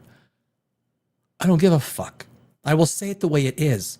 Your storytelling, your writing, everything that you are doing to such great fucking franchises is bastardizing. If you want a new Melrose Place, just write a new Melrose Place, right? You don't need to use Star Trek to write a new 90210. You don't. Just write a new 90210. Could you leave Star Trek alone? Can you just not give it to someone who likes science fiction like me? You know the first thing I would do if someone, Dave Ellison said, Danny Alex, want you on a plane to Los Angeles? You're moving back, baby. Okay, well, the first thing I would do with Star Trek. Well, first thing I would do is I would look and watch everything twice. Every show, every episode in the last 30 years. I would absorb everything. Not twice. But to get a full appreciation. But you have to have some sort of a reboot. It's almost like a Dallas. Remember the Dallas thing was, what's his name? After 2 or 3 years, he woke up and it was all a dream. It's almost like you got to pull one of those, that thing. Like, you got to have like William Shatner come back, right? He'll do like one episode of the new Star Trek and he wakes up and he goes, was that a dream? What just happened there? And then he steps out into the Enterprise and like, we have a Leonard Nimoy there and everyone, what are you okay? I just think the last 30 years, I just had dreams. Don't worry, sir. It's all dreams. And everything is just dreams. You shove it aside and you start brand new, right? You got to find yours. I didn't mind Chris Pine. I didn't mind Chris Pine as Captain Kirk. I didn't. I thought he was good. Zoe Saldana. I love me Zoe Saldana. There's nothing Zoe Saldana does that is bad. There isn't. You could argue with me, and I'm okay. Like, look, if you don't agree with me, that's cool. There's nothing wrong with that. We disagree on what's the best color. Red, blue, green. We're still friends at the end of it. We can disagree and be still very good friends. We can. But Zoe Saldana is a good actress. I love everything she's in. I do. Chris Pine. I mean, there are some great cast members, but J.J. Abrams could not tie his shoelaces to put. There's no reason a Star Trek movie should not do $1 billion, right? There's no reason. There's no reason. So anyway, we are going to do episode 3 next week, Saturday night. POPRAGEOUS live. It's Saturday night. Star Wars. Let's do a little bit of Star Wars. 2 hours. I've been talking for 2 hours. Holy jeez. Let's do 15 minutes of what do you guys think of Filoni, Kathleen Kennedy, the whole thing? Honestly, nothing is going to change, right? Nothing is changing. Nothing is changing in Star Wars. Dave Filoni is the Alex Kurtzman. You have 2 people that are science fiction stupid. Science fiction dumb. None of these stories are about great science fiction concepts. The edge of the universe. What are these? Right? All of these ideas. Now, of course, the different lore and the different canon is going to demand different ways of applying science. But you got to create characters, right? That's the one thing. George Lucas. Why was George Lucas so good? It wasn't his dialogue. It was his world building. It was his world building. He is a world building genius. He is not good at dialogue. It's like the old scene with Harrison Ford when Princess Leia goes, "I love you." They didn't know how to finish that. So on the script, they didn't know how to actually work that out. It was Harrison Ford that said, they tried a few different ways. It didn't work. Harrison Ford said, let me do this. And he just came out, "I know." Okay, that's a take. Do you also know in Indiana Jones when that swords guy goes and he's doing this whole swords thing, and Indiana Jones stops and he's like confronting him? There's supposed to be a fight, right? Did you guys know there's supposed to be a fight for that? They didn't know how to. And Harrison Ford had a really bad flu in that for like 2 weeks. Really bad flu. He felt terrible. He was just like, oh. And none of it worked until Harrison Ford actually said, work this, give me a, and so it was Harrison Ford's idea to take the gun and shoot the swords guy. Harrison Ford, to his credit, has probably done a lot for the storytelling of Indiana Jones and Star Wars. You can't argue the casting was brilliant, right? The casting was absolutely brilliant. We love these characters. The prequels, I mean, that literally is some of the worst dialogue. The world building is pretty solid. I think some of the architecture or design of the ships was way off. I know where you were trying to go with it. I guess some of the design elements were like, oh, no, he's no good. He's no good. But I think, obviously, the prequels look pretty good now, right? But with Kathleen Kennedy leaving, nothing will change, right? We know that. I'm not the Brainiac sitting here telling anything to anyone they don't already haven't figured out for themselves. We are all, even if you're a half Star Wars fan, you're thinking, okay, meh. Dave Filoni? What? So he'll probably greenlight the Acolyte too now, right? Except he's got the business girl, Lin-Wen. What's her name? I forget her name. So bad with names. Like Brad Pitt says he's got that face and name disease. Where I think I got the same thing. I can't remember names for the hell of me. I can't.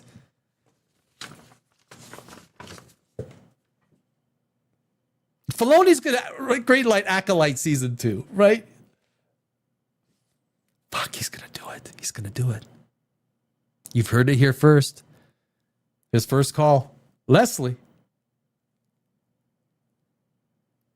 Do you guys want to know what one of the greatest scenes in movies are? That one of the greatest scenes in movie history, I think.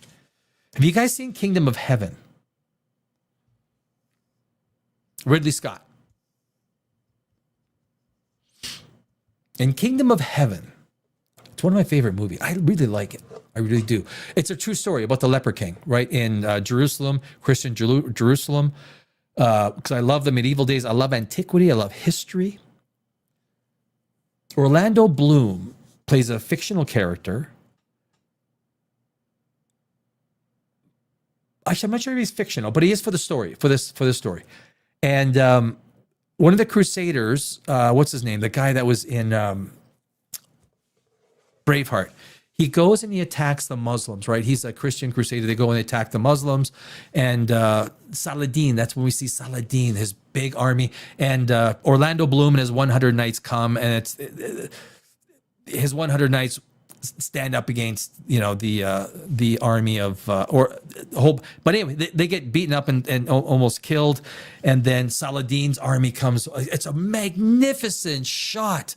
250,000 soldiers come, Saladin's army comes over, and then they're talking, and then you see over on the other side, Jerusalem has come, and you see the Christian army from Jerusalem. How they did that 20 years ago, I don't know. Ridley Scott is a cinematic genius. He really is. From going back to Alien, that was a magnificent scene where you had two of these massive armies. You see the heat coming from, and the leper king, which was he's a true character, right? True king. He actually existed, and they come and they, do we have terms? It's just a riveting scene. I mentioned that. I don't know why I mentioned that, because it came to mind. That's why. So, but Star Wars, I have a thing. there's an article that I have that I was going to read. I don't think we need to, because Star Wars has New Hope. It's everybody knows if you're Star Trek or Star Trek, Star Trek or Star Wars. I mean, whatever you're, either one. You are. This is not going to be news. Like, this doesn't require an expert to tell you that Dave Filoni is like, oh fuck, oh jeez. You don't need me to tell. Like, a lot of you people are smarter at Star Wars than I am, right? You are. I know quite a bit about Star Wars, but certainly there's people out there that know way more. And I'm like, I don't like watching crap. I don't. I will not watch crap. But after the departure of Kathleen Kennedy, the course is uncertain as Lucasfilm must prove it can make Star Wars into epic theatrical events that excite fans old and new again. There's no way. Hollywood Reporter Richard Newby. What is your name, sir? Newby or new? Are you a newbie? After a storied tenure in the galaxy far, far away, one rife with excitement and battles won and lost. Really? Excitement? This is how Lucasfilm President Kathleen Kennedy is stepping down, and in her place are new heirs to the Empire. It's my Darth Vader impression. Dave Filoni and Lin-Wen Brenham, who split duties to focus on the creative side and business side, respectively. For the Force sensitive, I remember I was looking today, I was going to put it on the thumbnail, the Force is female, right? The Federation is female. Guys, I didn't even talk about it. Have you seen the fucking girl bosses?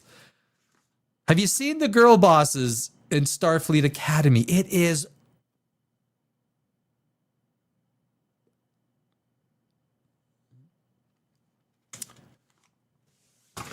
%10 of the fandom is probably female. 65% of every character. What?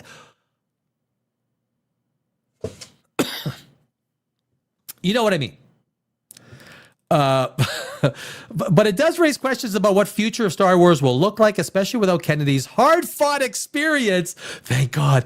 Oh, she did. She really steered that franchise into some really fertile land.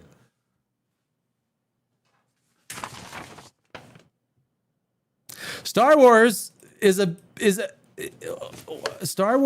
a bit of an odd spot, really. I thought she steered it into Happy Land. There are plenty of directions the franchise can go. Well, we know where it went, but a hesitancy to commit to anything more than one-off stories. Lucasfilm exactly. Filoni has been taking care of the creative side for many years. And now you just put him in full control of the creative side. Oh, that's real smart. Stupid is what stupid does. Oh, I got something like that. Do I got? Yeah. Stupid is what stupid does, sir. Thank you very much. Thank you. But if we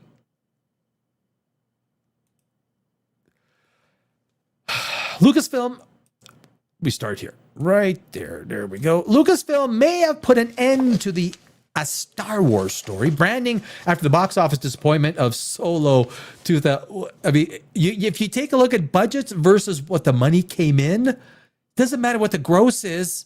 It's how much money you spend getting there. The Rise of Skywalker lost at least, I think, $200 million. Get real. The decisions also come down to Disney and Bob Iger, who I say is more risk-averse than any of the leaders at Disney's satellite studios, despite his encouragement to Kennedy to be bold. To be bold. Yes, that's how I would describe the Star Wars product over the last few decade, 1.5 decades, where it takes more than brand recognition to get audiences into theaters. Former safe bets now feel like risks. The Jon Favreau directed and Filoni co-written Mandalorian Grogu.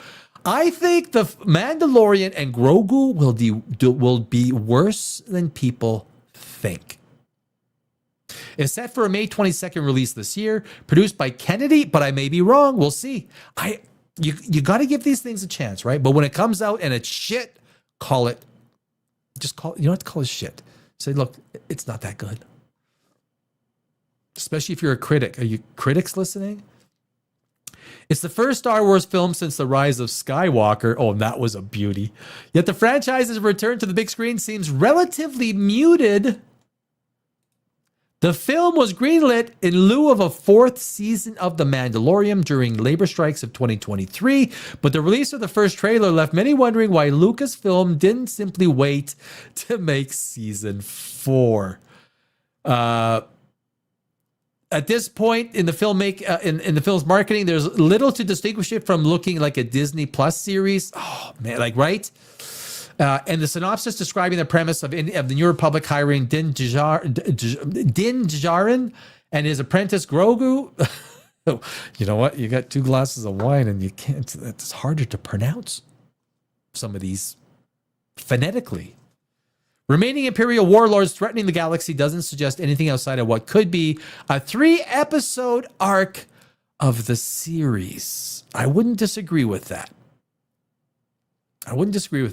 But that goes on, and I don't know if we're going to be saying anything that is new or relevant or different or crazy or anything. I think everyone knows. If you're a Star Wars fan, you know the state of Star Wars. You know what you know what Kathleen Kennedy's departure is going to result in. We're not confused at what David Filoni coming in is going to result in.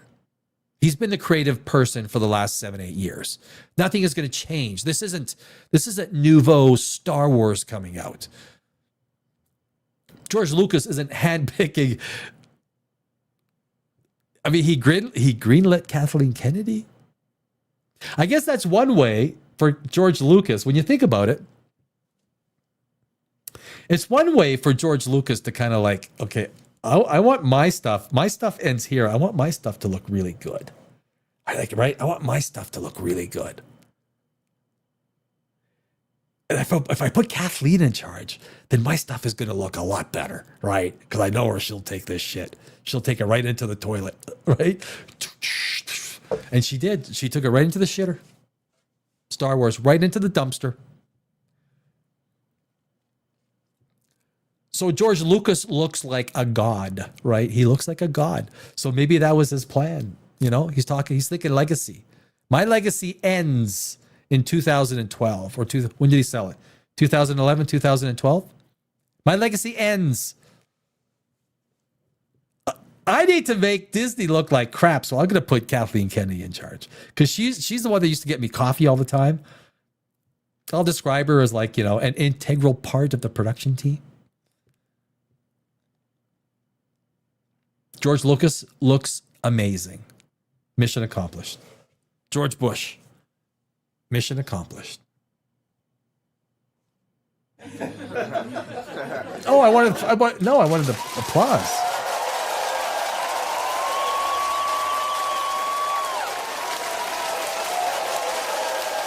The truth is always hilarious these days. Yes, it is, my friend. Like I said, Kurtzman was paid to ruin Trek at the end of the day. He was paid. Kathleen, there were a lot of people that were paid to ruin a lot of franchises. Look, where we are today is a freaking disaster. I don't know. Real science fiction writers, lovers, people, auteurs. I consider myself one of those as a screenwriter. I have a science channel, Dimension Zero. I love science. That's what we do on Dimension Zero. A little more civilized than the verbiage I might use on this channel. But look, this channel is entertainment. It's screenwriting. It's TV. It's pop. We're POPRAGEOUS. pop fucking rageous, if I may say. Star Wars and Star Trek, my friends, are going down for a long time. Nothing is getting better. David Ellison. I've given you the offer. If you want to make me the VP of firing for Paramount, I'll be there Tuesday morning. I'm celebrating MLK Day, so don't call me. What do you do on MLK? How do you celebrate that? You know, I've always just, like, I've had a business in Los Angeles, or, you know, you screenwriter or this and that. I just, you know, I don't know. I'll celebrate that. Call me Tuesday. I'll clean house for you. And if I don't do it for you, you better fucking do it yourself. Because if you do not take care of these fucking franchises, you control Star Trek. Mr. Ellison, David Ellison, Larry. Can I call you Larry? You guys own Paramount. Fix it. You have the power. Do Gene Roddenberry's memory the biggest favor you could do and salvage Star Trek from these can I say goddamn? I'm not even religious. I mean, can I say it? I think I can. I'm not going to say it. Someone will be like, you know, that's probably like, I don't know. From these people that are just, they want to activate, they want to insert, like, it has nothing to do with science, nothing to do with Star Trek. Star Trek is about exploring the human imagination when it comes to space. What is the end of the universe? What is infinity? How is it that Chuck Norris actually counted to infinity twice? That's an episode. Literally an episode. Star Trek and Star Wars should be the wonder of people who are inclined to the ideals and ideas of science fiction. Like Dune. Dune is a mastery of imagination. Whether you like it or not, Dune is a mastery of imagination. Right? It's the imaginative spirit that only a science fiction writer can do. Not a Melrose Place writer, not a 90210 writer, not a MTV World writer. Inserting it into the world of Star Trek. This is not Star Trek. I don't even know what it is. I can't wait for episode 3. I will leave it at that, my friends. I cannot wait for episode 3 of Starfleet Academy. And I will leave it at that for the first night back on POPRAGEOUS Live. It's Saturday night. Every Saturday night we are here. I get a little vocal. I get a little antsy. I might swear. I might throw people under the bus. I might even throw myself under the bus, motherfucker. I might even do that. But the whole idea is, now that I moved out of Los Angeles, I don't give a fuck about these studios, about being blackballed from them. I'm blackballed, okay? Disney ain't gonna hire me, even though I won hundreds of awards. It doesn't fucking matter.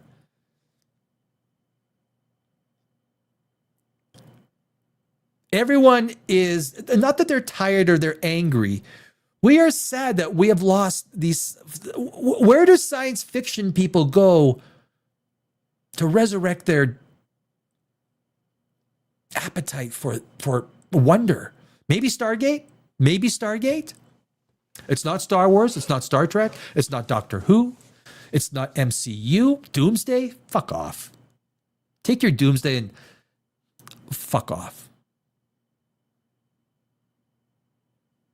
You heard me. Take your Doomsday and shove it up your ass. I don't need old man Iron Man. That's the only idea you got. Literally member berries to shove it up our butts and try and, you know, what do you got after that? That's what I want to know. I don't care about Doomsday and Super D Duper Wars. What do you got after that? Nothing. That's your storytelling prowess. You got nothing because you fucked it all up. You're so hell-bent on shoving shit down our throats that had nothing to do with storytelling. Nothing. So take this job and shove it. Right. That's all I got. Look, we got to say this stuff with a smile. Okay. We do. Don't get angry. Just say it with a smile, because that's how they know that we mean it. Okay. You can count on me. You can count on me. That is it, guys. Saturday, POPRAGEOUS Live. It's Saturday night. Maybe Saturday Night Live is going to be on after this, but this is, I have to be careful with the wording. I don't want to get a lawsuit. That's a great show, SNL. I think it's still pretty good, right? So, guys, I thank you. I will be back next week, Saturday nights, 6. What am I doing now? No, I'm doing, 8 p.m. Eastern, 5 Pacific, 6 Mountain, 7 Central. POPRAGEOUS. It's Saturday night. We talk movies. We talk POPRAGEOUS, pop culture. Anything you want to talk about, we'll talk about. I will see you next week. My name is Danny Alex. Stop by Dimension Zero. That's my science channel. I don't swear nearly as much. So thank you, guys. Have a great weekend. Have a great long weekend in the United States. I wish you the best. I wish you good health. And I will see you on the other side of this broadcast next week. Thanks, guys. Cheers.